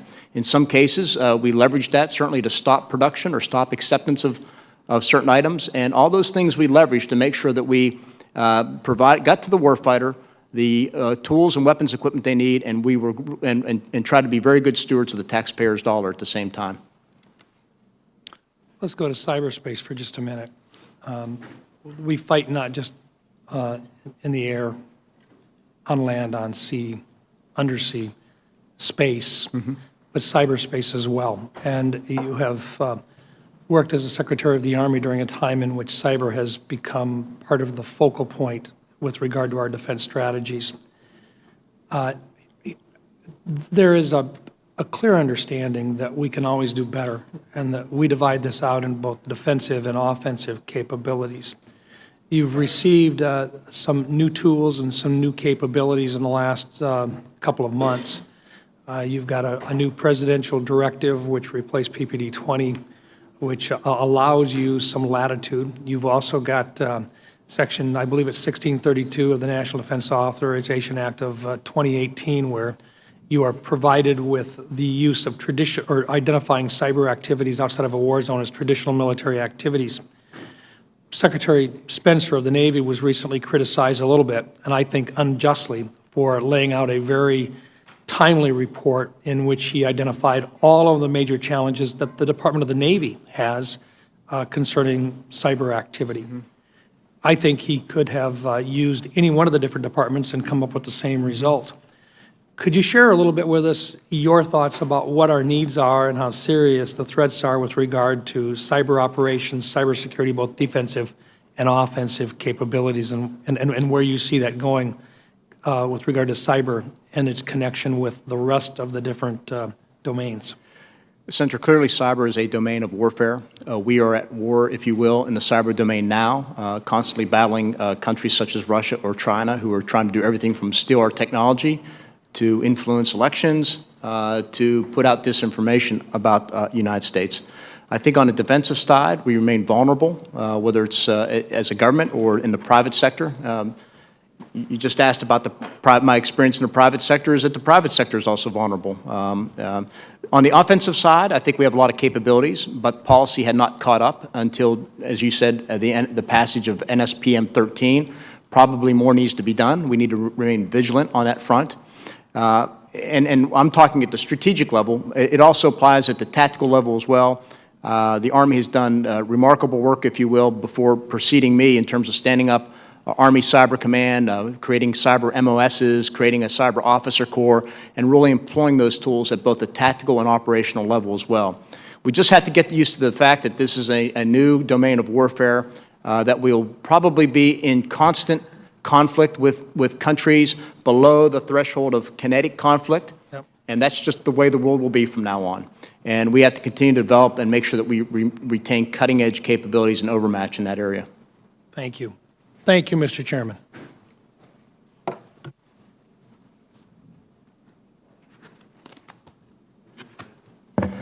Thank you, Chairman. Secretary, I want to start and just say I appreciate your focus on technologies like artificial intelligence, hypersonics, directed energy. These are our path to real offset advantages over our adversaries, and said another way, these are the path to effective deterrence. So I appreciate that and look forward to working with you on those issues. A little closer to home, at least my home, I was quite pleased to learn that Holloman Air Force Base is one of the 3 finalists chosen as a candidate location for a permanent formal training unit for the F-16. As you know, since 2017, Holloman has actually been home to a temporary formal training unit, providing an unmatched location for producing new pilots and shaping our combat air power. As the Air Force makes its final decision, I would simply ask that you ensure that their selection considers the airspace, the existing facilities, the existing infrastructure, and the very supportive community and the years of successful training that's already there at the existing Holloman Air Force Base. I will, yes, Yeah, sir. thank you. I want to return to an issue that Senator Shaheen brought up. Unfortunately, New Mexico has also suffered from some quite severe impacts, environmental impacts caused by hazardous chemical runoff at our military installations. And I want to make clear, we are very proud of our military bases in New Mexico. But PFAS at Cannon, as well as Holloman, and jet fuel at Kirtland have had real and adverse impacts on local communities, and in particular on the water tables that they rely on in a dry environment like New Mexico. Water is everything with regard to community and economic development. And for example, a local dairy farmer outside of Cannon Air Force Base lost the entirety of his family business because of PFAS contamination in the water table. So I would just urge that the Department of Defense make remediation of these types of contaminants a top priority, not just PFAS, but also jet fuel. And fixing these wrongs is not only the right thing to do, but it's what DOD, I believe, owes its military families and the communities that support them day in and day out. And so I would just ask that you commit to me and to this committee that you will make contamination, whether it's jet fuel or PFAS or other things that we've created along the way as we've done this hard work, a top priority for the department. I do, Senator. I want to ask one more question here. According to the report on effects of a changing climate to the DOD published in January of this year, I'll quote this, quote, climate effects lead to increased maintenance and repair requirements for training and testing lands and associated infrastructure and equipment, end quote. And I would simply ask if you concur with that statement. I'm sorry, can you repeat that Sure. last part again? It said that climate effects lead to increased maintenance and repair requirements for training and testing lands and associated infrastructure and equipment. That's probably true. report. That's, one of the issues we experienced in the Army as we looked at the impacts of climate change was, particularly in our western bases, was the impacts of desertification on the installation. So I'm sure it's true with New Mexico as well. Do you think there are ways in which DOD can be more energy resilient as we move forward? Do you have specific thoughts on that? We do. We have, in fact, I'll speak for the Army. We do have a project, for example, at Fort Drum, where we've done that in Hawaii. I know Senator Rono's here. We have a multi-fuel project that we put in Hawaii to make sure that we had resiliency and also could provide power to our military there for an extended period of time. So I do think it's something we need to build into it because we rely heavily on energy. Energy is not cheap, and we need to conserve as much as we can. Last week during his confirmation meeting, General Milley mentioned the importance of artificial intelligence to DOD modernization. I mentioned several technologies. Can you just share your feelings about the importance of technologies like AI, directed energy, as well as hypersonics in maintaining the advantage that we have historically had? Yes, sir. You mentioned several top technologies. I share those: hypersonics, directed energy, robotics, autonomy. It's one reason why in the Army we restructured our Rapid Capabilities Office to be the Rapid Capabilities and Critical Technologies Office. Different people put different things as number one. For me, it's artificial intelligence. I think artificial intelligence will likely change the character of warfare. And I believe whoever masters it first will dominate on the battlefield for many, many, many years. It gets to not just how we can think more quickly, how we can work autonomously and semi-autonomously. I just think it's a fundamental game changer. That's why in the Army we stood up an artificial intelligence task force at Carnegie Mellon University in Pittsburgh.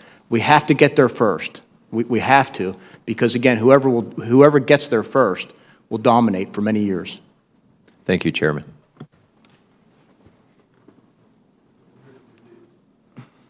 Thank you, Mr. Chairman. Mr. Secretary, thank you, and thank you for your family for a lifetime of public service and also for being willing to step up at this point in your career for this huge responsibility.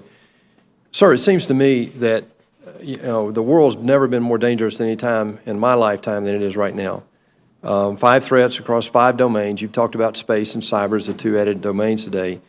I want to talk about the rise of China and the relationship that our allies play in that. But I want to clear up one thing today. There are a lot of people who say, well, we spend $730, $750 billion on our military. I would remind everybody we have now for the first time, thanks to you and others and the President, that we have our first audit of DOD, November of last year. We're gaining great insight how to save money. In fact, if we were to go to a 1-year CR this year, there's $4 billion already been identified by the Department of Defense they don't want to spend, but they would be obliged to spend if we end up in a 1-year CR. You mentioned that earlier.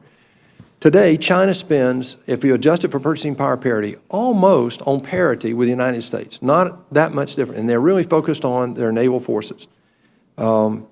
Their Belt Road Initiative, they've got 36 ports in Africa, 51 ports in South America that they've made these proprietary loans to.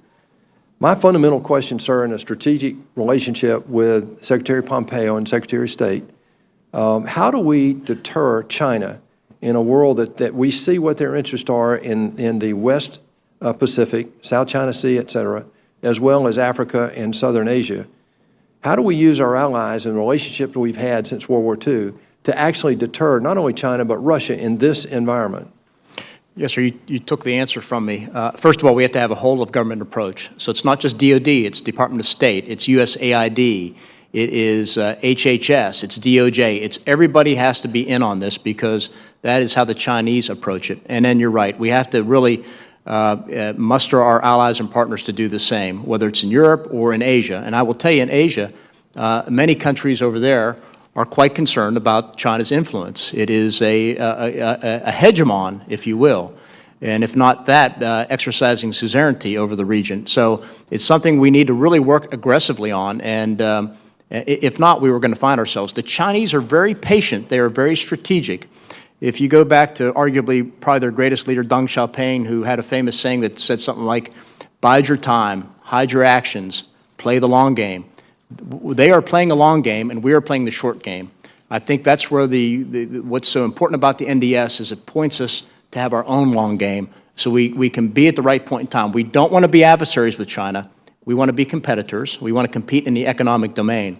But we have to make sure we're addressing the security concerns first. As you consider this role and as the President chose you, it seems to me there are 3 big areas of areas to consider. One is your commitment to the National Defense Strategy. Are you today committed and satisfied that the National Defense Strategy will serve the interests not only of America but of the free world going forward? Absolutely, Senator. What really impressed me about the defense strategy is that for the first time ever, it recognized China as a strategic competitor that could be an adversary if we're not careful. Look, I was in the Senate here in 2000, 2001, where we debated China's entry into the World Trade Organization, and we granted the authority. And the argument that we bought into at the time was if we let them into these institutions, they will democratize, they will become more benign, they will become a normal actor on the world stage. They proved us wrong. Well, Michael Pillsbury in his book, 100-Year Marathon, admits, Henry Kissinger is talking about the same thing now. Hank Paulson says things in his new book that we got it wrong, that we believed Deng Xiaoping. I lived over there, and I can tell you we got it wrong. And we now know from the Made in China 2025, what their initiatives are to achieve. And my experience with the Chinese culture is that they never tell you, and this goes back to the Warring States period you mentioned earlier with Confucius and Sun Tzu, that they never tell you what they're going to do unless they've made a decision that you don't have the wherewithal or the will to stop them. Do you agree with that? Yes, sir. So the next thing, it seems to me you have to have a close relationship with our Secretary of State. Sounds like you have a long background with this individual who's in there now, right? We have a common background. And the third thing is I think we have to have a commitment that over the long term that we're not turning into a militaristic country. President Eisenhower had that opportunity. He set the stage for the next several hundred years, I believe, by paying down the debt of World War II and keeping us from becoming a military state. Can you tell the rest of the world that that's not where we're headed with you as Secretary of Defense, and that the diplomacy answer you gave earlier, would you double down on that? And given your private sector background, explain how that depth gives you the ability to transcend both worlds. I agree, Senator. I was going to say the greatest power we have is the power of our values and our culture. People around the world aspire to come to this country for those two things alone. That's why they line up in embassies and consulates in 180 other countries around the world to come to this country, because they know we believe in freedom and democracy and individual rights, and all that will be protected. And that's the power that we have to leverage, is the power of our values and our way of life and our government. Thank you, sir. Thank you, Mr. Chairman. Welcome, Mr. Secretary. Thank you for your service and your willingness to continue to serve. You made a point in your opening statement that sort of jumped out at me that I hadn't really thought about explicitly before. Our adversaries don't have allies. We have allies. That's right. That's one of our asymmetrical advantages that we should maintain, it seems to me. You concur, I assume. Absolutely concur. And as I also noted in my remarks, good alliances are made of strong, capable partners. And that's why when I went to NATO to tell them how much I support the alliance, I reminded them, too, that they also have Article 3 commitments to build their own capacity, to build their own capabilities. And that means living up to what I thought the Obama administration did a very good job at. That's advancing the Wells Summit initiative that everybody commit at least 2% of GDP to defense. And we're far away from that right now. But a successful collective security depends on everybody doing their fair share. Absolutely. But the bottom line is that we have allies, they don't, and that's an advantage that we should maintain. Not just maintain, we should keep growing it. Absolutely. We should expand our networks and alliances. In his non-introduction, Senator Kane mentioned Barbara Tuchman's Guns of August. And the strongest message of that book is mistakes and miscalculation leading to war. I saw a map this morning of military assets in the Persian Gulf and the Strait of Hormuz. There are so many opportunities for mistake and miscalculation on both sides. Do you have any specific plans, thoughts, strategies, tactics for deconfliction to avoid a miscalculation that could lead to a military confrontation with Iran? Yes, Senator. In fact, I had the same thing came to mind when he mentioned Barbara Tuchman's book, is that miscalculation, in Sarajevo led to how many years of war and how many millions of people died on both sides. The one idea we had from a DoD perspective was to develop this Operation Sentinel, if you will, whereby we, working with our allies, mostly our allies and partners in the region, provide monitoring of the Strait of Hormuz, the Persian Gulf, the Gulf of Oman, provide escorts and sentries to put ourselves in a place where we deter a provocation or a miscalculation. No better way was that most demonstrated recently when IRGC watercraft approached a British-owned vessel carrying oil, and it was and they likely would have either assaulted it or brought it into the Iranian shore and created an international incident were it not for a British warship intervening. And just the simple thing of appearing on the scene and putting the warship putting itself in between the IRGC boats and the merchant vessel was enough to deter something that could have escalated out of control. That's the type of concept we're trying to envision in DoD throughout the Strait, so we don't get into a military fight. We push it into the diplomatic realm. Do we have any mill-to-mill contact with the Iranians? Do we have any opportunities to communicate as to what actually our intention? My concern is that to one side making a defensive, what they perceive to be a defensive move, the other side sees as a offensive move, and that's how we make mistakes and get on the escalation ladder. In my short 21 days, I was not made aware of any direct contacts we have, but I do know that we do communicate them. I have through allies, where we signal what we're trying to do and why. I was going to suggest that there may be some communications through allies in the region just to avoid, again, a miscalculation. I believe transparency and communication is always good in these types of situations so that, again, there is no misunderstanding about one's intentions. Changing the subject, we've talked a lot about today about China, a lot about Russia. I'm concerned, and I'm seeing signs of connections between China and Russia, cooperation. Is this a concern, and do you see this as a sort of national strategy 2.0, dealing with a combined adversary?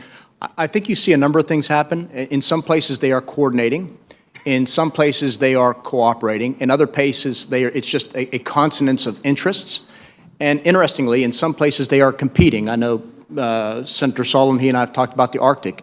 That's one area where That's Russia... a surprise to me that you talked about the Arctic with Senator Solon, but go ahead. It's shocking. It is shocking. That's one area where Russia... Did he quote Billy Mitchell in that conversation? I'm sorry. Go ahead. Fehrenbach. So the Arctic is one place where Russia does not want China. And nor, China by the way, has do we want China. China recently declared itself a near-Arctic nation, which I guess near 900 miles constitutes near. Yeah, right. It's on the same planet. So I think you see... But this is a concern, is it not, of linkages between the two? Oh, yes, sir. I mean, that's absolutely.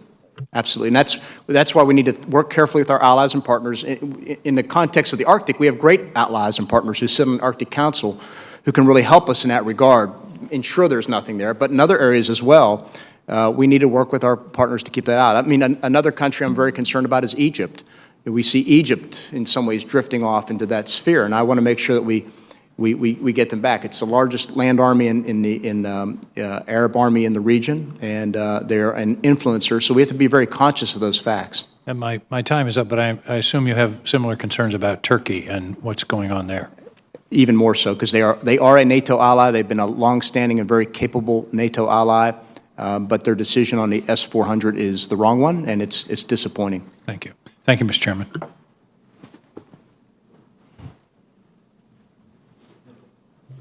Thank you, Mr. Chairman. Secretary Esper, thank you for being here. I want to thank you and your wife for spending time down at Fort Bragg, taking a look at the military housing situation. So maybe I'll start there. Can you give me a brief update on anything that you've been tracking specifically about programmatic changes and some of the Tenant Bill of Rights, the things that the Army first started working on, it's been scaled up to the DOD? Yes, sir. The last major effort I participated in about a month and a half ago, I made the time off, was I chaired, along with invited Secretary Spencer and Secretary Wilson.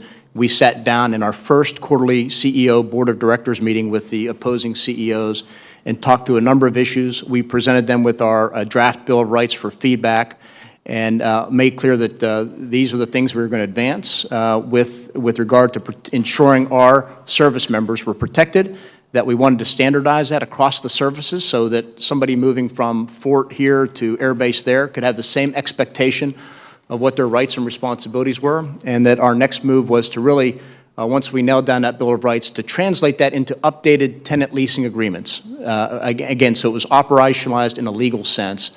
And that's where I had left it. At the same time, we were continued in the Army, at least, to move forward with conducting town halls and following up on any work orders. We were putting more and more people in place at each installation, Fort Bragg in particular, to make sure that we had our own people on place, on site, to ensure that during PCS transitions, that there was a third-party objective person to make sure that our families weren't being taken care of advantage. There's more and more. I think we've been trying to keep the committee informed as we went, but I'm very encouraged. The challenge will be sustaining it over the long haul, and that's going to be my commitment to this committee. Thank you. You and I had breakfast over at the Pentagon a year or so ago, and you were going through your strategy to review every program, determine whether or not, and I'm not going to mention the one of my favorites here, but determine whether or not it really was given scarce resources worth pursuing certain programs. And I think in your opening testimony, you mentioned a number of these rocks that you've overturned. Everybody thought it wasn't worthwhile, but in totality, it's resulted in real savings. Can you talk a little bit about that briefly? I've got a couple other questions I hope to get in. Yes, sir. At the end of the day, General Milley and I spent 50, 60 hours going program by program, over 500 programs, and at the end of the day, we reduced, eliminated, or delayed nearly, I think, 186 programs, produced over $30 billion in savings. It was a shift from the legacy to the future. I think it reflected our commitment to the National Defense Strategy, and that's the same type of approach I hope to bring to the department, if confirmed. Okay, I'm going to ask you anyway. Did the grass-growing bullet program survive? That's General Milley's favorite. I think that was killed long ago. Okay. General Milley, the reality up here, and I know this is something Senator Perdue's very worried about, it seems to be almost impossible for us to bridge the divide on funding. I'm very concerned that we're about to get into a posture of short-term CRs. Can you explain to this committee how disruptive that is to your mission, and particularly in the wake of what has been a pretty good cycle of the past couple of years for reliable funding? Yes, sir. So a CR... And what may suffer as a result? Yes, sir. A CR, a continuing resolution, as you know, puts a number of limitations on what we can and cannot do. First of all, it funds the department at last year's level, which is likely not enough to begin with. But then it prohibits things like new starts, which is critical if you're trying to modernize the force consistent with the National Defense Strategy. It prohibits no changes in quantities for production. So we're trying to rebuild our munition stocks. If we find the need to increase the number of this munition or that munition, we will not be able to do it. And of course, if the money comes late, or if you don't have enough money, you can't fill training seats in your schoolhouses, you cannot buy maintenance and repair parts to some degree. We have proposals across all the services to increase the end strength. That will not be, we likely will not be able to do that as well. So it impacts everything we do across the board, and in many cases, you can't reclaim that ground. You can't go back and fill a seat in a class, and so it has a direct impact on training. Thank you. The last question I'd have for you, number one, I know that the other departments have done some of the work like you did in the Army. I hope we're going to see that identification of all programs and making tough choices go up to the DOD so that you can report back similar results in the other lines of service. But I think the other thing that we have to talk about, I don't expect you to get into details in response, but if we're not going to be able to end sequestration, repeal sequestration, one of the things we need to think about is what kind of authorities or other things we could potentially consider to lessen the impact on what I think is probably one of the worst votes that we've seen up here in modern history. So we just need your feedback on that so that we can weather the storm, because I think the storm's going to cycle around and potentially in this Congress. Yes, sir.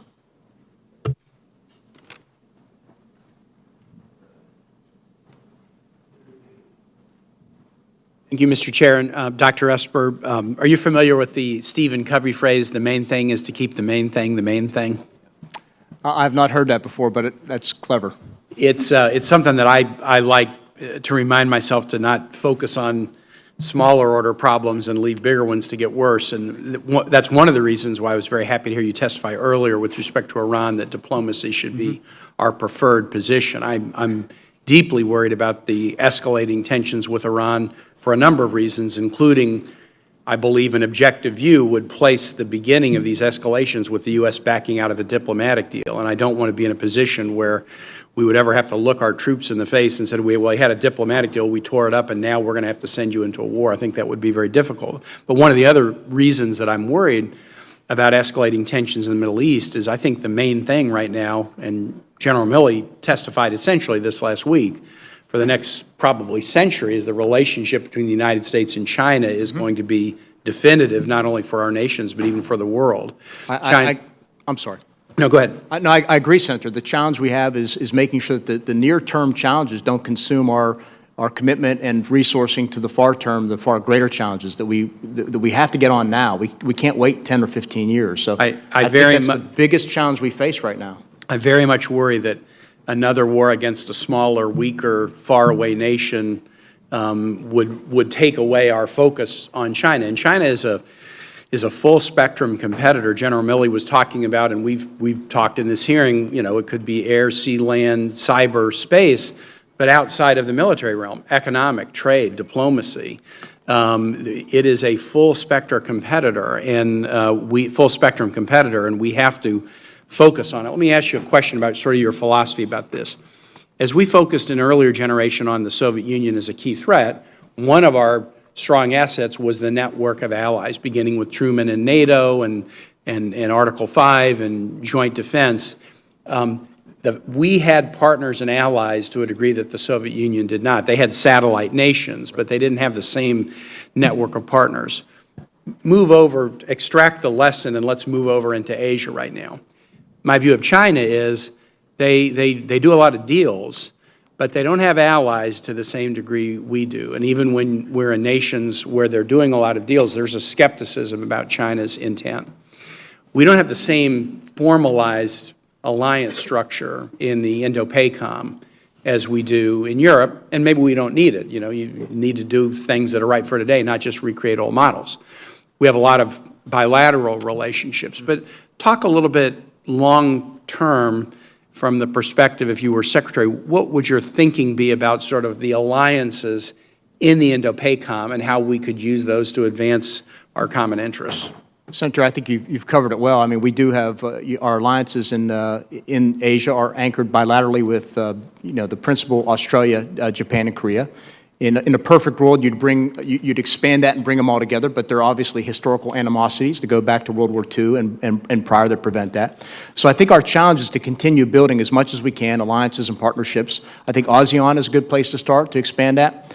But the bigger issue you mentioned, and it's what concerns me, is we eventually won in the Cold War because Russia did not have the economic might to win at the end, and they were using force. They were compelling people to be in their orbit, to be part of the Warsaw Pact.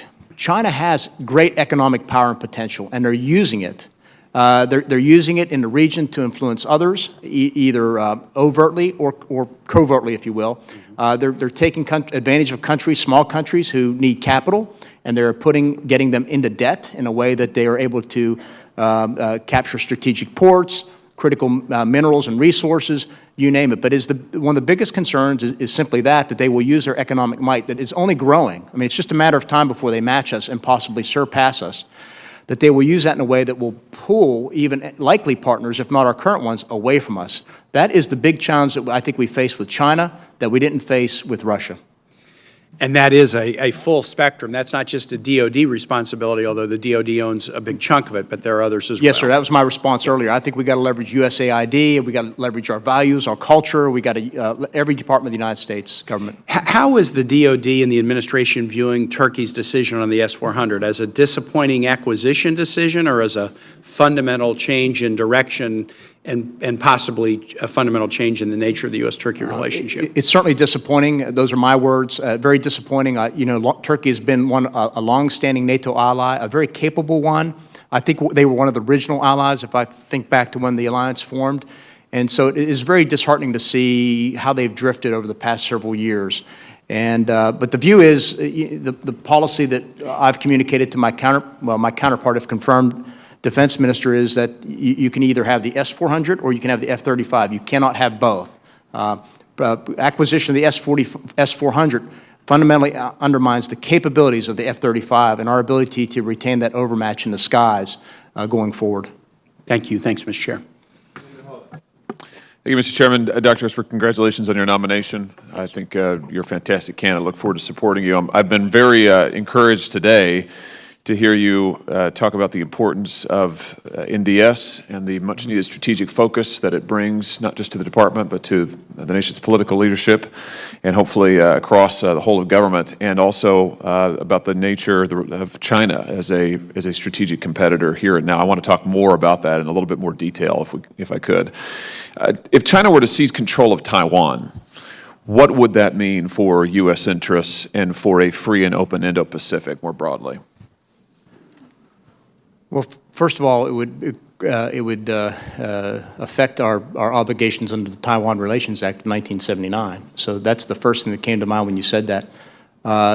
Clearly, what it does is it signals, contrary to what the Chinese like to say, that they are willing to use force to get their way. It's something they promised. Obviously, they consider Taiwan a part of China. There are historical ties there, if you will, that they say, and cultural ones. But I think that would be that would really change the dynamics of the Pacific, And it would really cause a lot of concern to all their neighbors and partners for the reasons that we were discussing earlier. And by the way, I think that's part of what you see playing out in the streets of Hong Kong these days, is a lot of concern about what's happening since China assumed control of Hong Kong in 1997. The department, rightly in my view, has said that a Chinese fait accompli in relationship to Taiwan is a major threat that we need to focus on. Now, I've heard some argue, and recently, that the best way to defeat a Chinese fait accompli in Taiwan is by escalating horizontally, by deliberately expanding the conflict in order to impose costs on China without actually defeating the attack itself. And I just have to say, for my own part, I'm not convinced by this. This sounds to me like a way to impose significantly more costs on this country, more lives lost, more treasure expended, whereas we could be focusing on blunting the initial Chinese assault and then defeating them in as limited a conflict as possible. So let me just ask you, in your opinion, what would it take to defeat a Chinese fait accompli in the way that best limits the cost and the danger to Americans? Senator, I'd like to begin far left of the fight and talk about how do we continue to engage the Chinese, encourage their development as a normal nation, as a responsible player in the international realm, if you will. How do we restrict our competition with them to the economic realm, and how do we resolve problems diplomatically? That's where I think we need to go. We do not need a war with China. That's kind of my approach, is how do we deter conflict? As we think about that deterrence, however, and planning for it and signal what it is that we were going to do if we were confronted with situations that we don't like, such as a Chinese aggression against Taiwan or elsewhere in the Indo-Pacific, what is your view on how we best limit the potential exposure to us in any such conflict? I mean, how are we going to counter Chinese aggression should that ultimately come to pass? What this question is really about is how are we going to prepare to do it? We hope not to have to do it, but if we have to do it, how are we going to be prepared to do it in a way that limits our exposure, limits the danger to us, but is also effective? So, I believe in Ronald Reagan's dictum, peace through strength. So we have to have really capable forces, as I said in my opening remarks, whether it's in the cyber space and your conventional domains of air and land and subsurface, by the way, is important in that theater, is have such a capable military that that we deter any conflict whatsoever. That's number one. Number two, it goes back to building a network of capable allies and partners who can help us present a much bigger display of commitment and resolve than we would otherwise, as ones or twos. And so I think we need to look aggressively.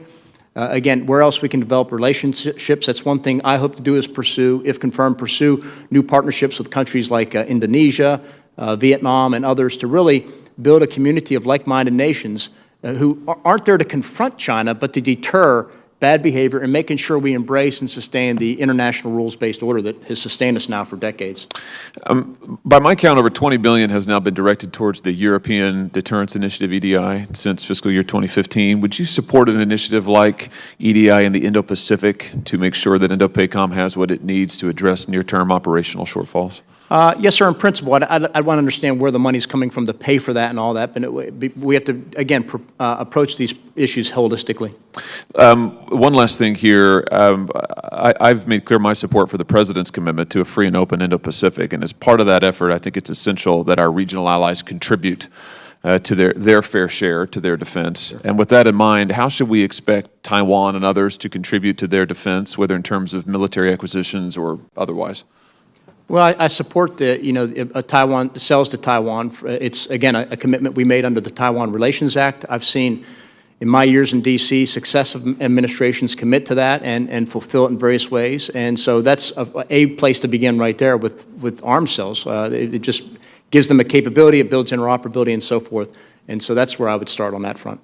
Thank you, Dr. Esper. Thank you, Mr. Chairman.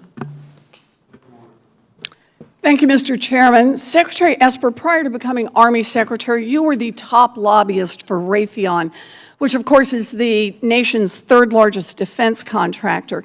Now, under current ethics rules, you're prohibited from participating in any decisions involving Raytheon for 2 years after your appointment as Army Secretary. But because you have already been in government for 20 months, that recusal period is set to expire in November, which means you will soon be able to participate personally and substantially in matters involving your former employer. That's a conflict of interest, given that Raytheon does billions of dollars worth of business every year with the Defense Department. So, Secretary Esper, your predecessor, Acting Secretary Shanahan, committed to extend his recusal from all matters involving his former employer, Boeing, for the duration of his government service. If you're confirmed, will you do the same and commit to extending your recusal from any and all matters involving Raytheon for the duration of your tenure as Secretary of Defense? You know, Senator, we had this discussion in your office. Yes, we did. We had this discussion a couple years ago. You know, on the advice of my ethics folks at the Pentagon, the career professionals, no, the recommendation is not to. The belief is that the screening process I have in place, all the rules and regulations and law that I'm So required let's just cut to it. are You're not going to do what sufficient. Acting Secretary Shanahan agreed to do, and that is agree not to be involved in decisions involving your former employer where you were head lobbyist for the duration of your time as Secretary of Defense. Senator, I can't explain why he made that commitment. We obviously come to the, he was. But you are not willing to make the same commitment, is that right? He was fulfilling a different role than I am, and he obviously. You are unwilling to make that same commitment, is that right, Dr. Esper? He has a different professional background than I I'll do. take that as a yes, you're unwilling to make that commitment. That is not the only ethics problem with your nomination. Part of the deal you got from Raytheon when you left as their top lobbyist was at least $1 million in deferred compensation after 2022. Now, the law prohibits you from participating in matters that would affect Raytheon's ability or willingness to hand you this massive payout. But there's a catch. In a recent memo, you detailed an exception to your ethics obligations by writing that you can get a waiver to participate in matters that directly and predictably affect Raytheon's financial interests if it's, quote, so important that it cannot be referred to another official, end quote. This smacks of corruption, plain and simple. So here's my question. Will you commit that during your time as Defense Secretary that you will not seek any waiver that will allow you to participate in matters that affect Raytheon's financial interests? Well, Senator, let me correct the record with regard to what you said.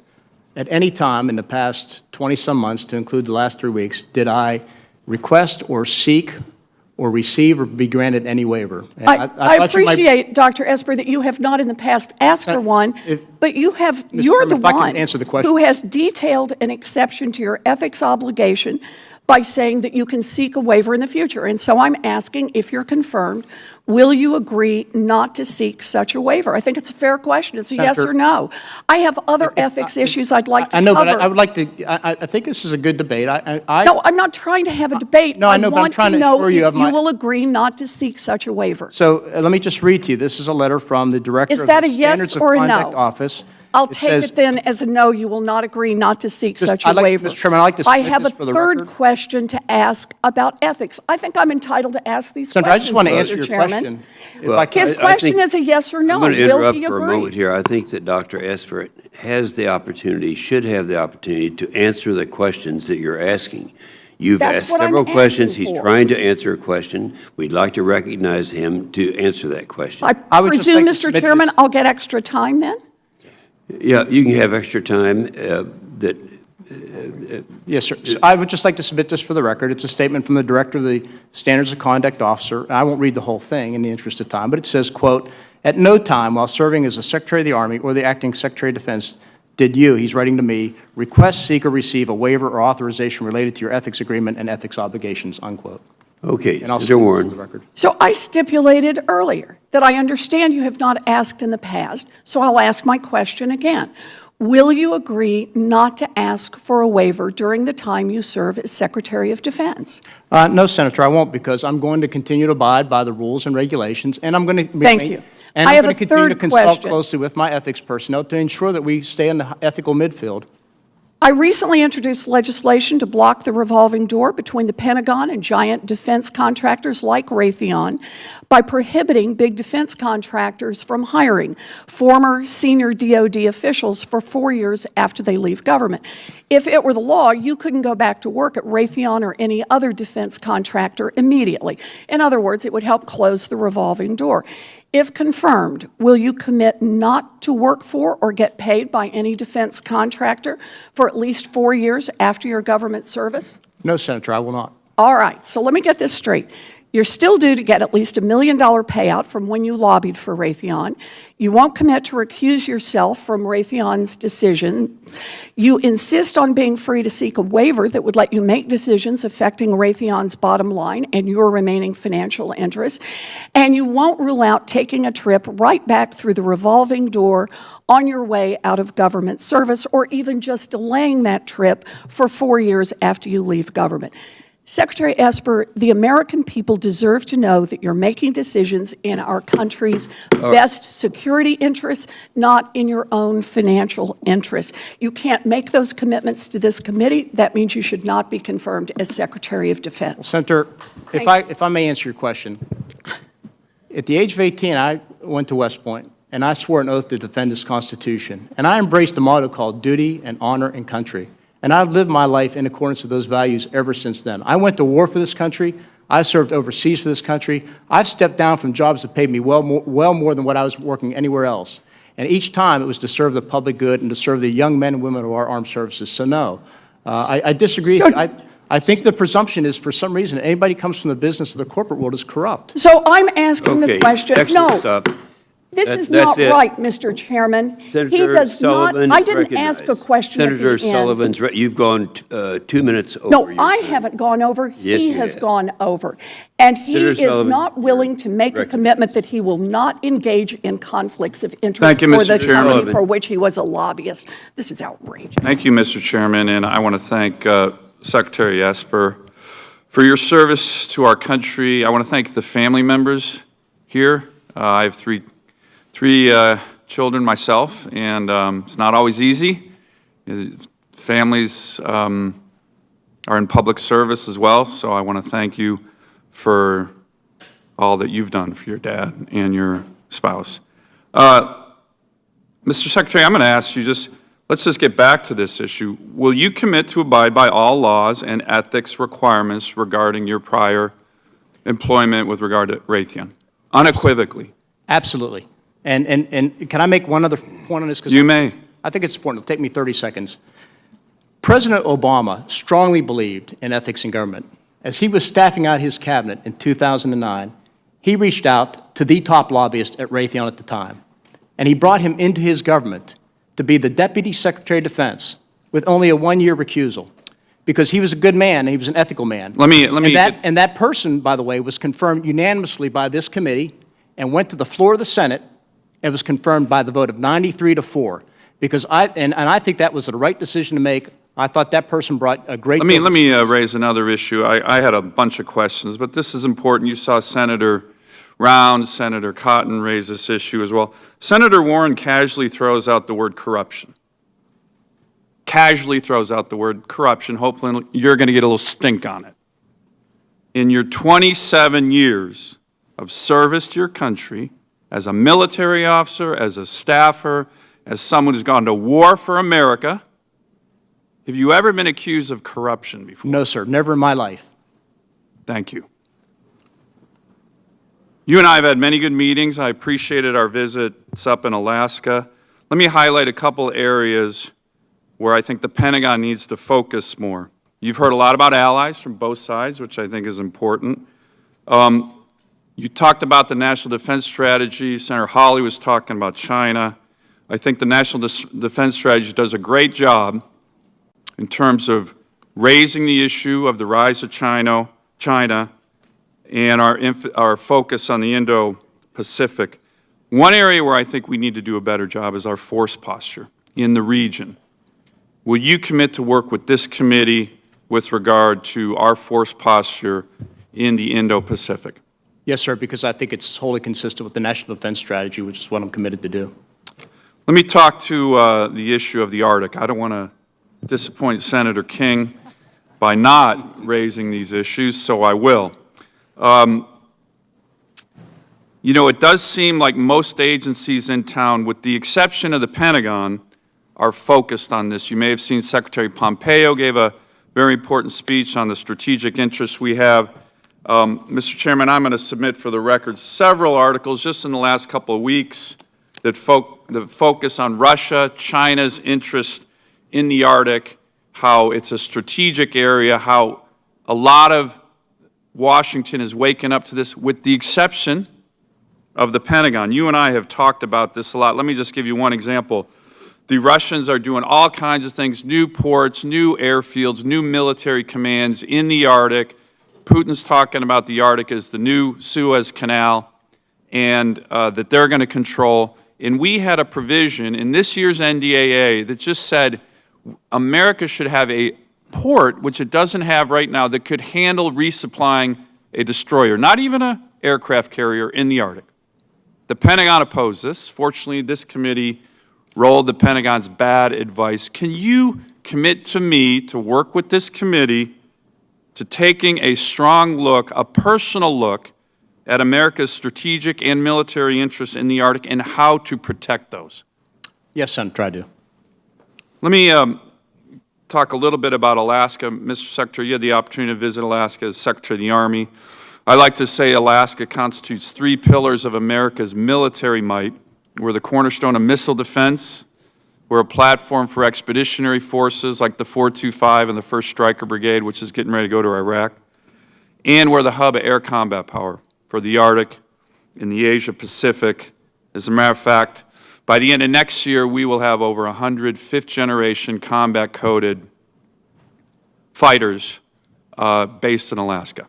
Because of our strategic location, because of the fact, as Billy Mitchell did say, again, I don't want to disappoint Senator King, that Alaska was the most strategic place in the world, given its strategic location. The Air Force is evaluating its OCONUS locations and deployments of KC-46s. Alaska has 50-year-old tankers up there. What kind of strategic message would we send our potential adversaries like Russia, like China, like North Korea, where supersonic fighters can get to these places from Alaska within just a few hours if we were to co-locate over 100 fifth-generation fighters with KC-46 tankers in such a strategic area? What kind of message would we be sending, and will you commit to work with me and this committee for the most strategic OCONUS placements of our KC-46 fleet when the Air Force is looking to do that? I will, Senator. And what kind of message would that co-location Well, send? I think what it would send, it's hypothetical, is that we are committed to the NDS and that we'd have extreme strategic reach if you were to do that. Thank you. Thank you, Mr. Chairman. Thank you, Senator Sullivan.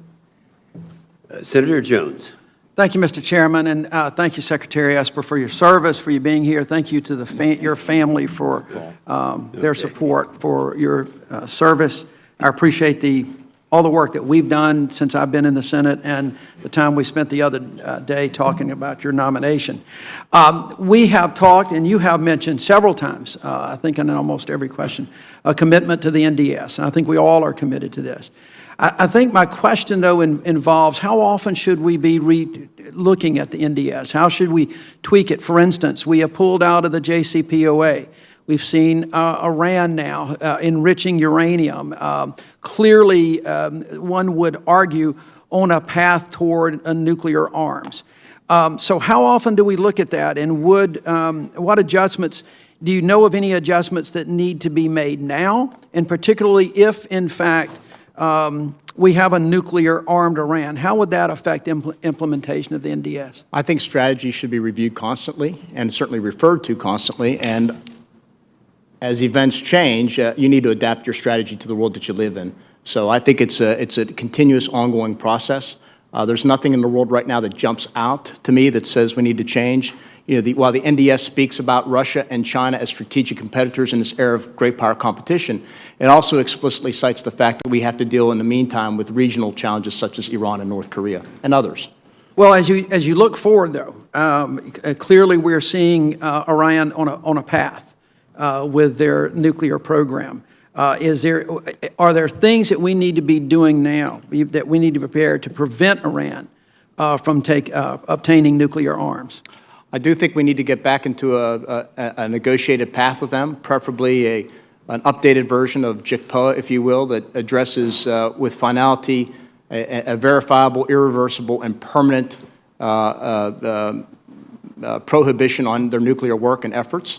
So that'd be number one. And then we also need to address the means to deliver them, ICBMs. So to me, Those are two things at least two things in a modified JICPO that we would want to address. And I don't think, as you look across all the countries, even those who supported JICPO 1, that people would agree that we do not need Iran to go down that path. It's just it's bad for the region, and it's bad for the continent of Europe as well. All right, thank you. I want to get back to also the discussion we've had about alliances. Everybody understands the alliances and how important there is, but it's easier to say and talk about in a hearing than to do.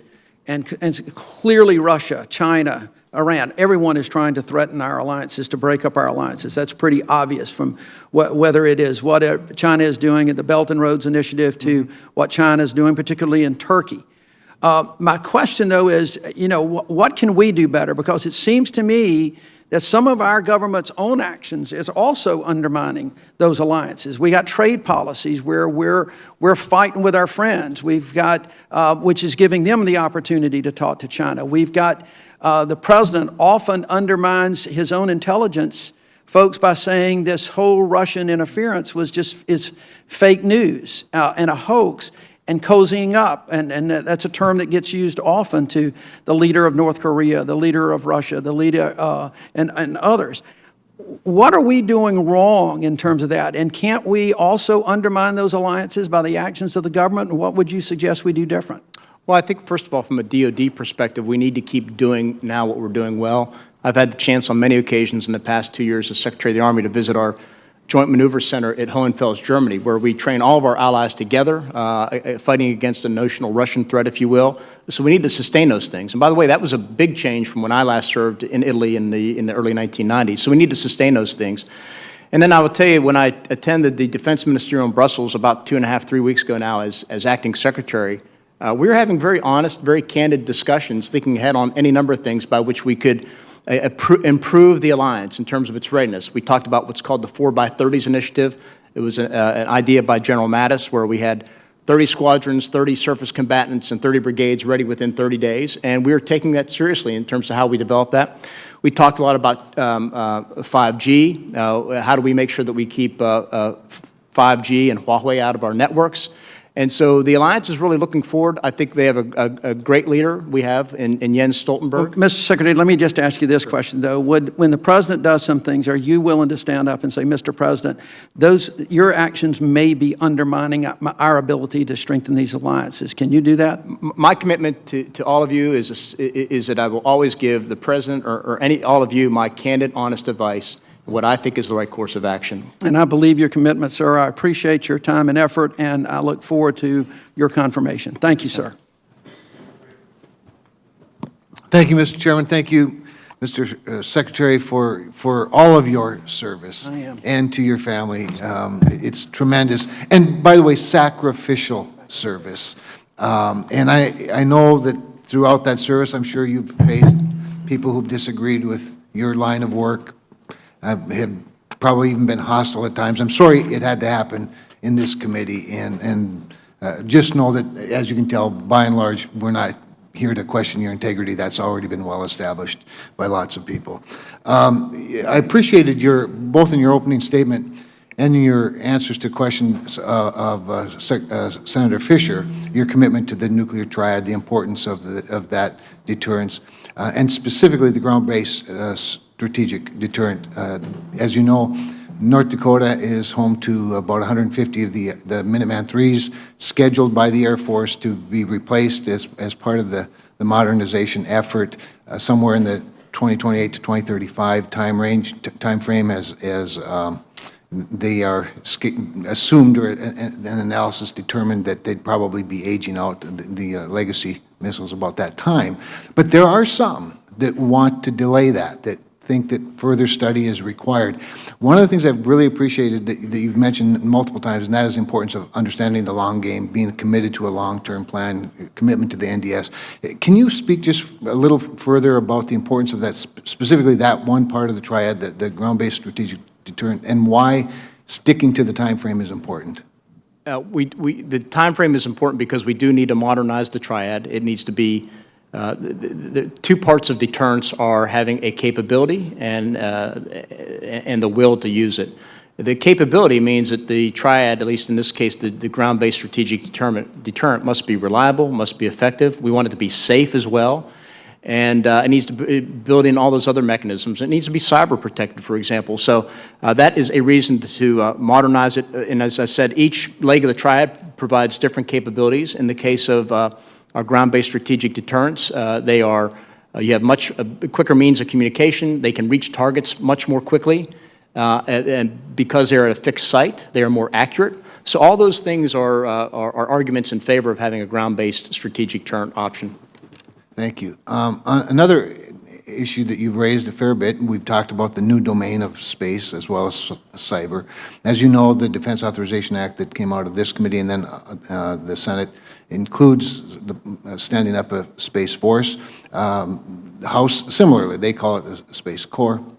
But we have had some serious consideration and discussion and some disagreement on what the leadership ought to look like for that. And I know there have been multiple options that have been presented, proposals by the administration, DOD. The one we settled on was a version of the most recent, and that is something that would be similar to the Marine relationship to the Navy.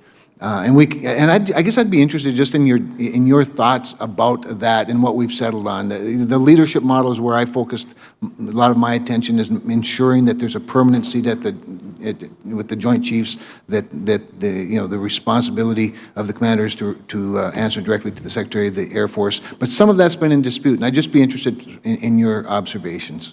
Well, I obviously support the budget proposal that we put forward with regard to standing up the Space Force. At this point in time, the House has a view on that, and the Senate has a view, and I think, obviously, if confirmed, I'd want to engage the committee as you approach conference, both committees, to come up with the right solution. But I think when you step back from it, you have to ask yourself, what are we trying to do? And I think what we're trying to do is recognize that space is no longer a place from which we support combat operations or from which we look down upon the world and see what's happening. It is now a warfighting domain, not because we made it that way, but because the Russians and Chinese are making it that way.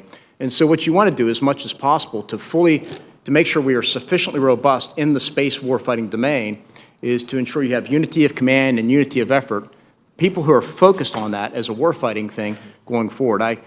The closest analogy I have to this, and I think I may have mentioned to you, is when in 1947 they pulled the Army Air Corps out of the United States Army. It freed up our aviators to think about warfighting in the air domain and how you conduct warfare, unencumbered by a hierarchy, if you will, that was focused on ground combat.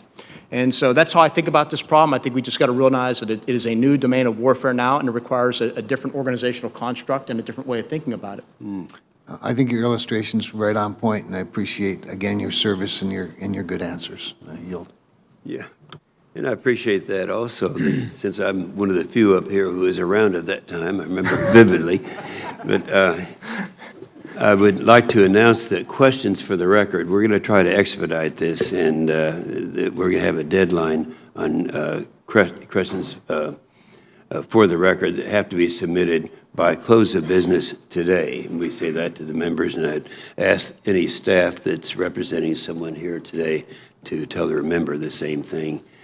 Senator Manchin. Secretary Esper, thank you very much for being here today and the service you've given to our country. Thank your family for being and attending with you. I've often told my children and my grandchildren, and we put ourselves forward to serve in public service. I said, you're going to hear a lot of things, and when you do, you're going to get upset about it, and it kind of bothers you and all that, but it's a very small price to pay when you think about the great opportunities in life we have, living in the greatest democracy and the freedoms that we have. That's a very small price to pay, so I hope you realize that this is part of this process. I'm sure there are people in the private sector that would like for all of us to sign a 4-year deal. No books, no speaking engagements, no income enhancement after we leave public service. I'm sure they're out there. So with that being said, thank you for your service and in your stellar career. I will want to get to the thing that you and I have talked about, and you were kind enough to come and we sat down. The defense industrial base has long been targeted for foreign espionage, as we know. The Chinese are the greatest proliferators of that. And just to show the public a little bit, here is the Javelin, the United States FGM-148 Javelin anti-tank missile, and it shows the H-12 Red Arrow anti-tank missile from the Chinese. Here we have the General Atomics MQ-9 Reaper UAV, and if you look below, you have the CH-4 Rainbow UAV from China. If you look also at Northrop Grumman MQ-8 Fire Scout Unmanned Helo, and look down below, Secretary, the Chinese SVU-200 Flying Tiger Unmanned Helo. And then at the top of the food chain, the Lockheed Martin F-35 Joint Strike Fighter, and you look at the Cheyenne J-31 fighter. Now, there's no way this could have been, absolutely no way any of this could have been accomplished in the record time that they did it if it wasn't for the espionage. So you and I spoke about this before, so I would ask you, how are you planning to hold those services in the entire food chain, Right. not just at the top? And we've talked about this. How can we do this, sir, and hold everybody accountable? Because right now, there's no repercussion whatsoever. If they've been stolen, espionage is happening at the lower food chain, which is going to be a subcontractor, a subcontractor to a subcontractor, somebody at the top of the food chain has to be held responsible. So you might want to answer that. Yes, sir. The Chinese are probably perpetrating the greatest theft of intellectual property in human history in terms of what they're doing, and directly with regard to our national security. I'm well aware of this. I said earlier when we talked about cyber that I think we were vulnerable. Defensively, we were nearly not as strong as our offensive, so we need to build it up. My time in private sector, one of the experiences I bring is that, you know, the bigger companies have the means to address cybersecurity. They're working pretty hard, and they're conscious of their supply chains. But when you work your way down at those chains, the second, third, fourth, fifth, sixth tier, they simply just don't have the means to protect themselves. And oftentimes, in my experience, again, in the private sector, and the committee had a hearing on this under Senator Levin many years ago, that's where the Chinese were getting in. We know where they're getting in. They were working their way in at the small tiers. I think quickly, Mr. Secretary, if I could just ask you, would you be receptive to basically holding the primary contractor responsible for the entire food chain of the product they've been awarded? I'd have to think about that, and not because I'm trying to dodge it, but because there are obviously legal restrictions on what you can require. But I do think we need to tackle it together, because I agree with you on the threat. We're not going to stop it. Of everything I'm passing around here, that'll never be stopped unless we hold everyone accountable, and at the big boys at the top that have the money to do this, to protect, but also protect the opportunity for those people to be able to contract to them. The second thing, very quickly, I'll follow up with this. Again, I just don't want to put a mandate on the small guy who can't afford to do something. No, it's not going to be on the small guy. I'm saying hold the top guy responsible. Well, sometimes they interpret that as kind of then requiring. Oh, they'll pass it down if they can. I understand that, but. And I understand that, too. That's where the market's got to balance itself out, but we've got to have protections built in. Sure. So I look forward to working with you. National Guard.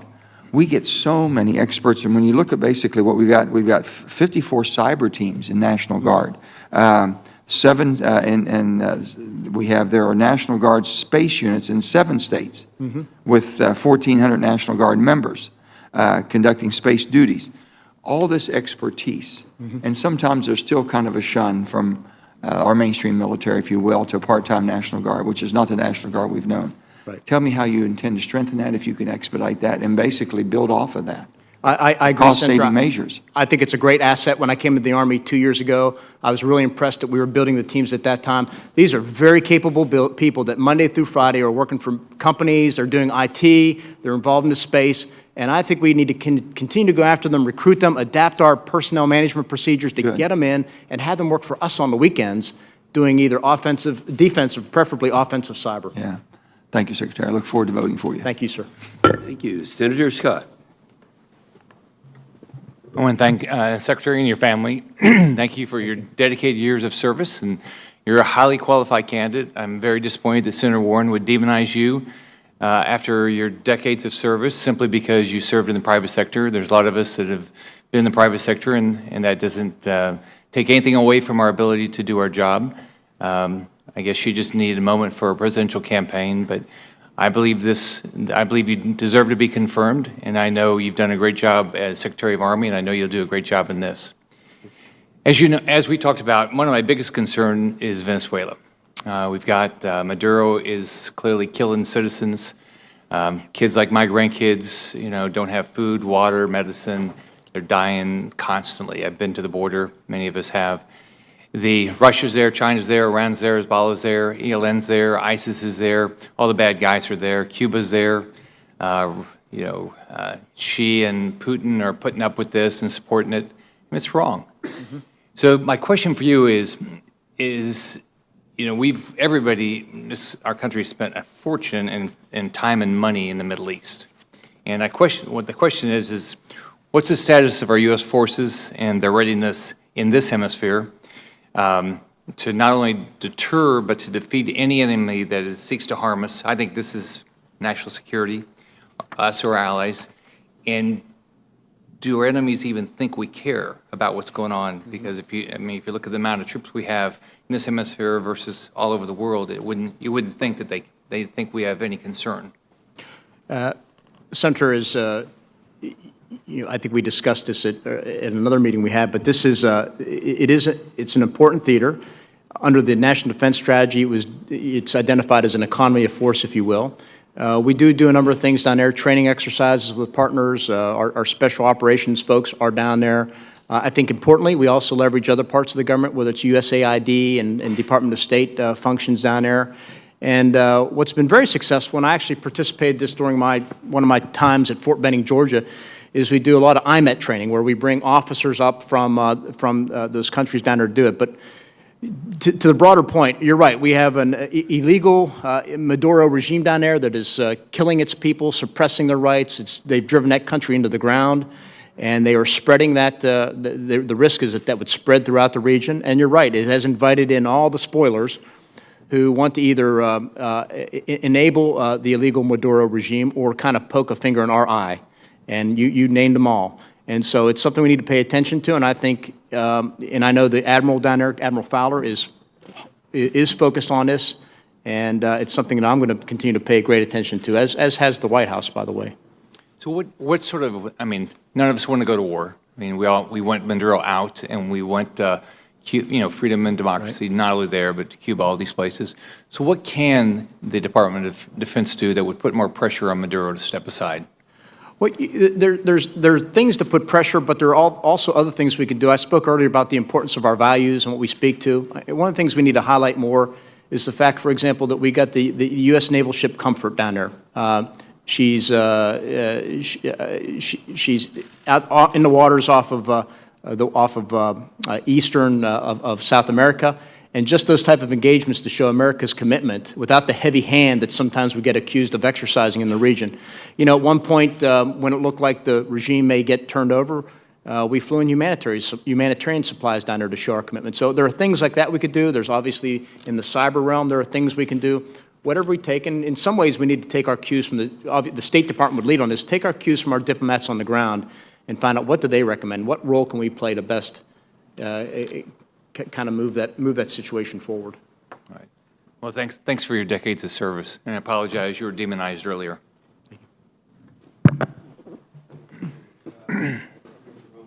Thank you, Mr. Chairman. Nice to see you, Dr. Esper. Yes, sir. As a part of my responsibility, I ask the following two questions of every single nominee who comes before any of the 5 committees on which I sit. So here are the questions. First, since you became a legal adult, have you ever made unwanted requests for sexual favors or committed any verbal or physical harassment or assault of a sexual nature? No, Senator. Have you ever faced discipline or entered into a settlement relating to this kind of conduct? No, Senator. You have testified that you would resign if you were asked to do anything illegal, immoral, or unethical. And certainly the country cannot afford to have a yes man leading the DOD. So I just want to ask you, there was a time when the President did not acknowledge the importance of NATO, and Secretary Mattis tried to convince him otherwise. Would you have taken the same position as Secretary Mattis? Senator, if I understand your question, I have taken that position. I think I said, my second day on the job as acting. Yes, I know that. So, but this would be standing up to the President. That's what I'm getting at. Oh, in terms of expressing the importance of NATO? Yes. Absolutely, and not just NATO, all of our allies and partners. Another question. The President announced unilaterally getting out of Syria, and this is a move that General Mattis very much disagreed with. Would you have done what General Mattis did, not necessarily to resign, but to take the position that was not a wise decision on the part of the President? I take the position that I've taken with everybody I've worked for, even members here in Congress, and that is I owe the principal, in this case the President, my honest, candid advice in terms of what I think is the right course forward. Yes, and also to uphold the Constitution and the interests of our country. That is the oath we swear. Yes, ma'am. So you were asked earlier about your support for reviewing the dishonorable discharge of service people who had come back from deployment or during deployment with PTSD. And I think that recognition of the high incidence of PTSD and other illnesses, that is a good thing that you're acknowledging. Let me point to a group of people that I wanted to mention to you that maybe that would be, I would say, similar situated. There was a recent report by NPR about the plight of veterans who have fought for this country, but because of various, a lot of incidents of PTSD, et cetera, they have been deported. And these veterans joined the military believing that one of the benefits would be expedited citizenship. Expedited citizenship. For one thing, a lot of them don't even know that they actually have to apply for citizenship, and this is not automatically conferred to them because they have served. And apparently that is also an issue. So they are sent back, and we're talking about probably hundreds of former service members who have been deported in this way, and they go back to the countries of their birth that they know nothing about, having to leave, in instances, their children, et cetera. So can you make sure that the naturalization process for eligible service members is clarified so they all understand, because they are one of the inducements to serving the country that they know, that's only our country is the only one they know, that they actually have to apply, and they should not be under a mistaken impression that this is automatic. Yes, ma'am. I mean, I obviously have a soft spot in my heart for anybody who serves, and anybody who serves and fights for the country should go to the front of the line. So this is a group that obviously needs your help, and I don't know if this is a matter that have ever been brought to your attention, but no. I would want to have a commitment from you, just as you are very concerned about those veterans who are discharged dishonorably, to review those, that this is a group of veterans that you would want to help. And yes, so you're saying yes. Yes, ma'am, I am. Just as you described it, absolutely. And of course, the people who are doing the deporting would be Homeland Security. So would you pledge that you will not expend any DOD resources to help the Department of Homeland Security identify and deport these veterans? No, in fact, ma'am, what I'd like to do is, if confirmed, is reach out to DHS regardless and just find out what's going on with this and kind of come back to you. Yeah, I would like to have that. And one of the other things that the President has done is that he has eliminated a program called Parole in Place, which says that family members of those who are in service cannot be deported, and he's stopped that. And so I would like to have your commitment that you would advocate for the reinstatement of the Parole in Place program so that the service members' family members are not deported while he or she is in service to our country. I'm not familiar with that program either, but you have my commitment to look into it for sure. You've been asked a lot about, if I could just, one short question, a lot of discussion about the importance of alliances. And you noted that one of the first things you did as the Secretary of the Army was go to Brussels to indicate the importance of NATO. So I would like to ask for your commitment that one of the first things you would do, knowing the importance of the Indo-Pacific Command, the biggest physical AOR, that you would go as Secretary of Defense to visit Japan, South Korea, particularly, but that is something that General Mattis did when he became Secretary. Would you commit to that? Yes, ma'am, I do. Absolutely. Thank you. It's too important. And by the way, I'll visit Indo-PACOM headquarters as well. I did that as Army Secretary. It was a fantastic trip. Thank you. Thank you, Mr. Chairman. Thank you. And Senator McSally is recognized. However, I want to make one comment since I'm going to ask Senator Ernst to chair the rest of the meeting, to apologize to you for what you had to be confronted with. It was unfair, and you handled it beautifully. Thank you. Thank you, Mr. Chair. Secretary Esper, it's good to see you again. Congratulations. Your nomination was tweeted out the day before you were supposed to come visit Arizona, And so if you're confirmed, I look forward to hosting you back in Arizona, not just for your mission related to your duties as a Secretary of the Army, but also Secretary of Defense. So I just wanted to extend that invitation. Sometime in my life, I want to make it to Fort Huachuca. Sometime in your life. All right, we'll do get it there. soon. So thanks for that. I've appreciated working with you on many issues in the past. We only have, 4.5 minutes, so I'll just go into a few here. The first is I'm grateful for your partnership since I've been in the Senate, specifically on the issue of combating sexual assault. We've got some good initiatives in this year's defense bill to build on the past year's initiatives related to the investigation and the prosecution side of things, but we have more work to do on the prevention side and the education side and to eliminate this altogether. So I just want to get your commitment to continue to partner with me on this really important. Absolutely, Senator. And just let me thank you for your courage and your leadership on this, and we are fully committed to implementing all the recommendations of the task force. Great, thank you. I appreciate that. I want to talk about China. Do you agree China is our biggest long-term threat to our national security? Right. I don't like to paint them as a threat right now, but certainly a strategic competitor. Potential. Could absolutely. And there are many elements we could talk about, but one I want to talk about is in the area of 5G. And you touched on this at a recent NATO Defense Ministerial meeting, I think, related to communications network security. I'm particularly concerned about recent reports this spring. Specifically, there was a CNN story highlighting some rural wireless carriers in America being allowed to use Chinese technology on their cellular networks that are right near U.S. military installations, including facilities with ICBM silos. Again, the concern is surveillance and then also disruption or the potential for that. So I just want to get your thoughts on, are you aware of those reports and the danger of them being so close and the impacts of that, and what can we do in order to protect our assets and our bases from threats like this? I have not heard that report. I'm not surprised. I don't believe in coincidence like that. I will tell you, last summer when I was visiting Fort Greely, where our missile base is, if you will, they told me how some Chinese tourists somehow wandered up upon our base up there. So look, the Chinese have a grand plan out there to collect data on us, whether it's a physical collection, whether it's collection over the internet, you name it. And we need to be aware of that. Right, exactly. Just recently, Secretary of Commerce Ross announced restrictions on U.S. tech companies selling to Huawei would be relaxed, saying that the ban would only apply to products that pose a national security threat. How do you see DoD playing a part in deciding where that national security threat is and how we can combat it?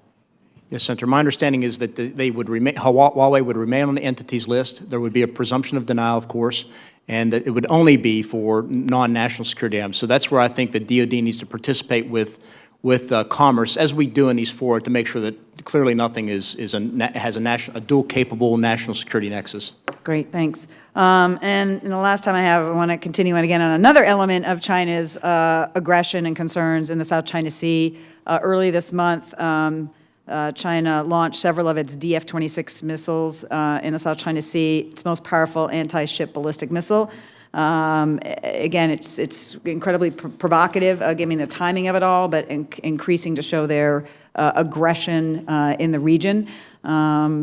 We do have some capabilities, of course, which we have related to combating that. But I just want to get your thoughts on their aggression in the South China Sea. This is just one of the last incidents, and the best way that we can, with our international partners, combat that.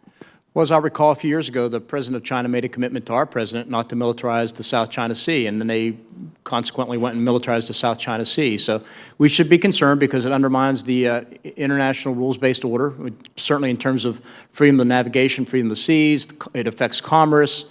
They are undermining customary international law. So we need to be very aware of this, and we need to have a strategy to go after it. Thanks. And again, we can't do it by ourselves, right? So our leadership and our executing the national defense strategy, where we're having more resources dedicated to that region, working with allies and partnerships to stop this, is got to be the. And we've exercised our rights under freedom of navigation operations, what we call FONOPS, and we've had participation too by our allies, and that's important. We need to. It's not just U.S. versus China; it should be the world versus China on these things where they're breaking the law. Exactly. Thanks, Secretary Esper. Appreciate it. Thank you, Senator. Senator Duckworth. Thank you. I'm the last one here. But I wanted to stay because I want to go over some really important points that you and I had conversations about in our meeting. So I want to go over again the importance of logistics infrastructure.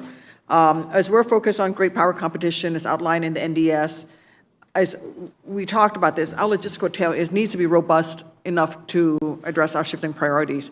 Would you commit to me that if you're confirmed, you will pay closer attention to our logistical needs, to include funding for sea lift, airlift, and other aspects of our logistics infrastructure? It was also include here amphibious shipping for the Marine Corps. Absolutely, Senator, and just to share with you for the broader audience, look, the Army gets to the fight through sea lift. 90% of its equipment goes by sea, and if it can't get there, it won't be in the fight, it won't be relevant. And I've had this conversation as Secretary of the Army with Secretary of the Navy, Spencer, and he agrees we need to modernize and build capacity into our sea lift. And then second, with regard to the Marines, absolutely, they need to have the requisite number of amphibs to do their missions. They're short now, and that's something that I'm committed to seeing through. Thank you. I want to address the night courts that you conducted. We've discussed this a little bit. The savings and recapitalization enabled reprogramming to unify the Army's efforts behind these priorities, and I congratulate you for that. If confirmed, will you carry out a similar rigorous defense-wide review or multiple service-specific reviews to focus on future game changers, which might include things like AI, hypersonics, or nuclear command and control? You've touched on this a little bit. But Absolutely. I mean, the Congress and the American people are very generous with what they give us for defense, and I think we can make better use of every single dollar, certainly before we come back asking for more. Thank you. Again, I want to address, since I get the last word here, I guess, about the ongoing use of the 2001 and 2002 AUMFs. Right.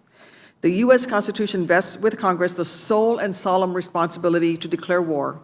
However, over the past several years, administrations from both parties have used the existing AUMF in a way that outstrips the intent of Congress and has, at best, dubious legal justifications. In a real-world example of current concern, do you believe that the 2001 AUMF or the 2002 AUMF provides the necessary legal authorization for us to use military force against Iran? Not to conduct a war, Senator, as you and I discussed, but obviously the President has under Article 2 the right to respond if attacked. But no, not in terms of how you described it as we discussed, to conduct a war. Right, but Article 2 is aside from the AUMF. Right. As I said, if Iran were to attack us, our soldiers, we always have the right of self-defense and to execute those types of But that's under Article 2. That's right. I'm speaking specifically of the 2001 and 2002 AUMF. Right. Will either one of those authorize you to No, because 2001 applies to terrorist groups and organizations, and that would not be the case here with regard to the country of Iran. Thank you. Again, I want to touch a little bit on the issue of sexual assault and harassment. We've had civilian and military representatives from DOD come in for years swearing to take the problem seriously and affect real change. Disappointingly, estimated prevalence rates are rebounding. Will you commit to working on a major effort to reform our prevention efforts, not through changes regulation, but an actual cultural change that needs to happen? Absolutely, Senator. This is absolutely intolerable that what we see is happening out there. It is, the goal should be zero, and we need to continue to jump on this problem, take care of the survivors, the victims, and then also hold the perpetrators accountable. One of the things that I found coming into the job as Secretary of the Army that we weren't leveraging, which I think gets to what you were saying, is I don't think we've leveraged well enough in the past the culture of the Army and the chain of command that says leaders at every level, down to the squad leader level, get involved and take this task on and make sure they know their soldiers well enough and they prevent sexual assault and harassment before it begins, not deal with it after the fact.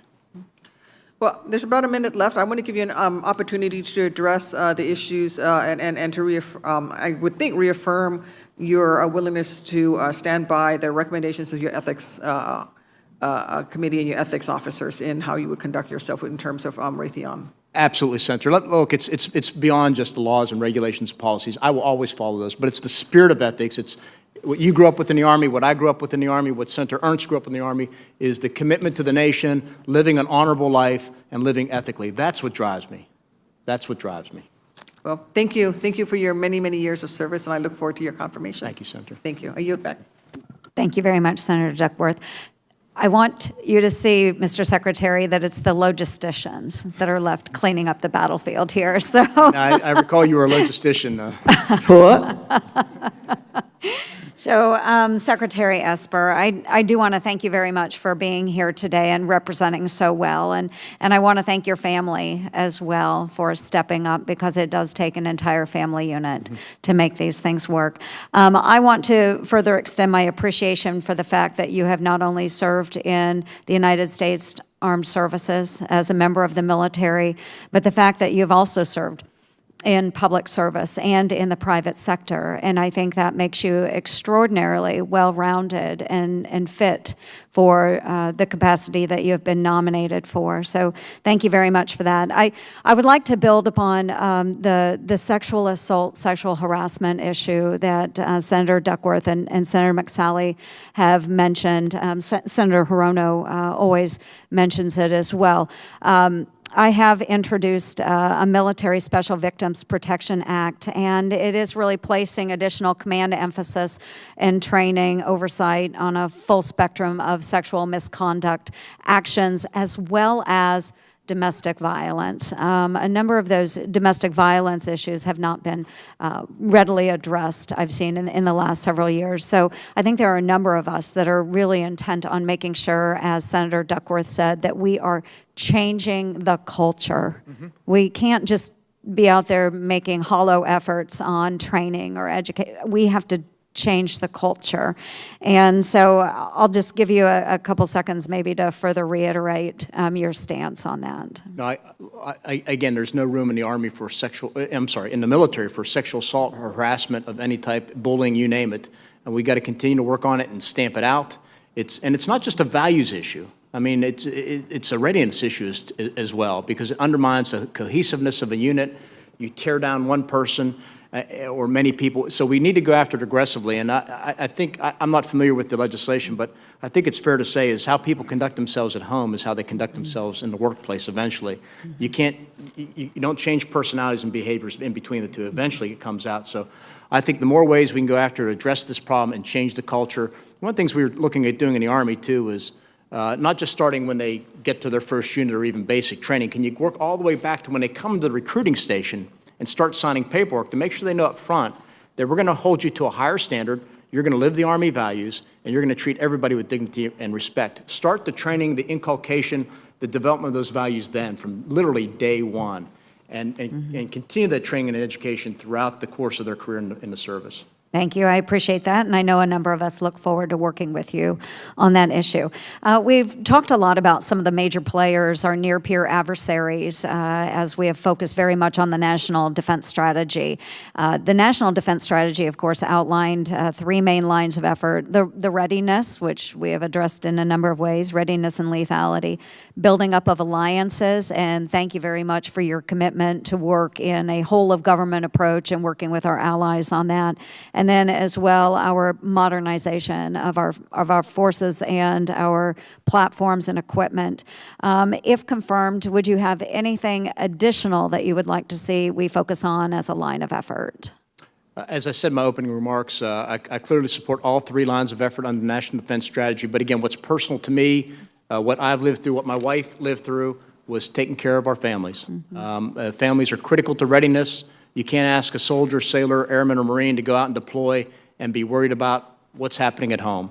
We can do better. We always got to strive to do better, but that would be something that I'd want to pull up with me and make sure I emphasize during my tenure if confirmed. No, absolutely, and I very much appreciate that, and we have heard the testimony from a number of those that serve on this committee. They've witnessed you and your family visiting some of the readiness centers that we have and addressing concerns of our military families, housing first and foremost. You and I have had many discussions about family members and service, and so thank you for that as well. You know, serving as a former soldier and as a spouse of a young enlisted soldier, just understanding some of the challenges that our families face when they are far from home, and the need to support those families is very, very clear to all of us. We hope that we can project that to the broader United States as well. But thank you for that great commitment. You answered a number of the questions I think that I had earlier in the committee hearing. I would remind those that are here, for your members, that questions for the record must be submitted by close of business tonight. We will go ahead and close this hearing, but again, I want to extend my gratitude to you, Secretary Esper, for stepping up during a very challenging time as we face friends and adversaries all around this globe. So with that, I will give you 10 seconds to close out your statement. Just thank you for your time, for the committee's time, for expediting this consideration of this. It's a calling. I feel it's a privilege for me to have this opportunity. So again, my vow is I will not let you down in this regard. So thank you very much. And I believe that to be true. I look forward to supporting your nomination. Thank you very much. This closes today's hearing. Thank you.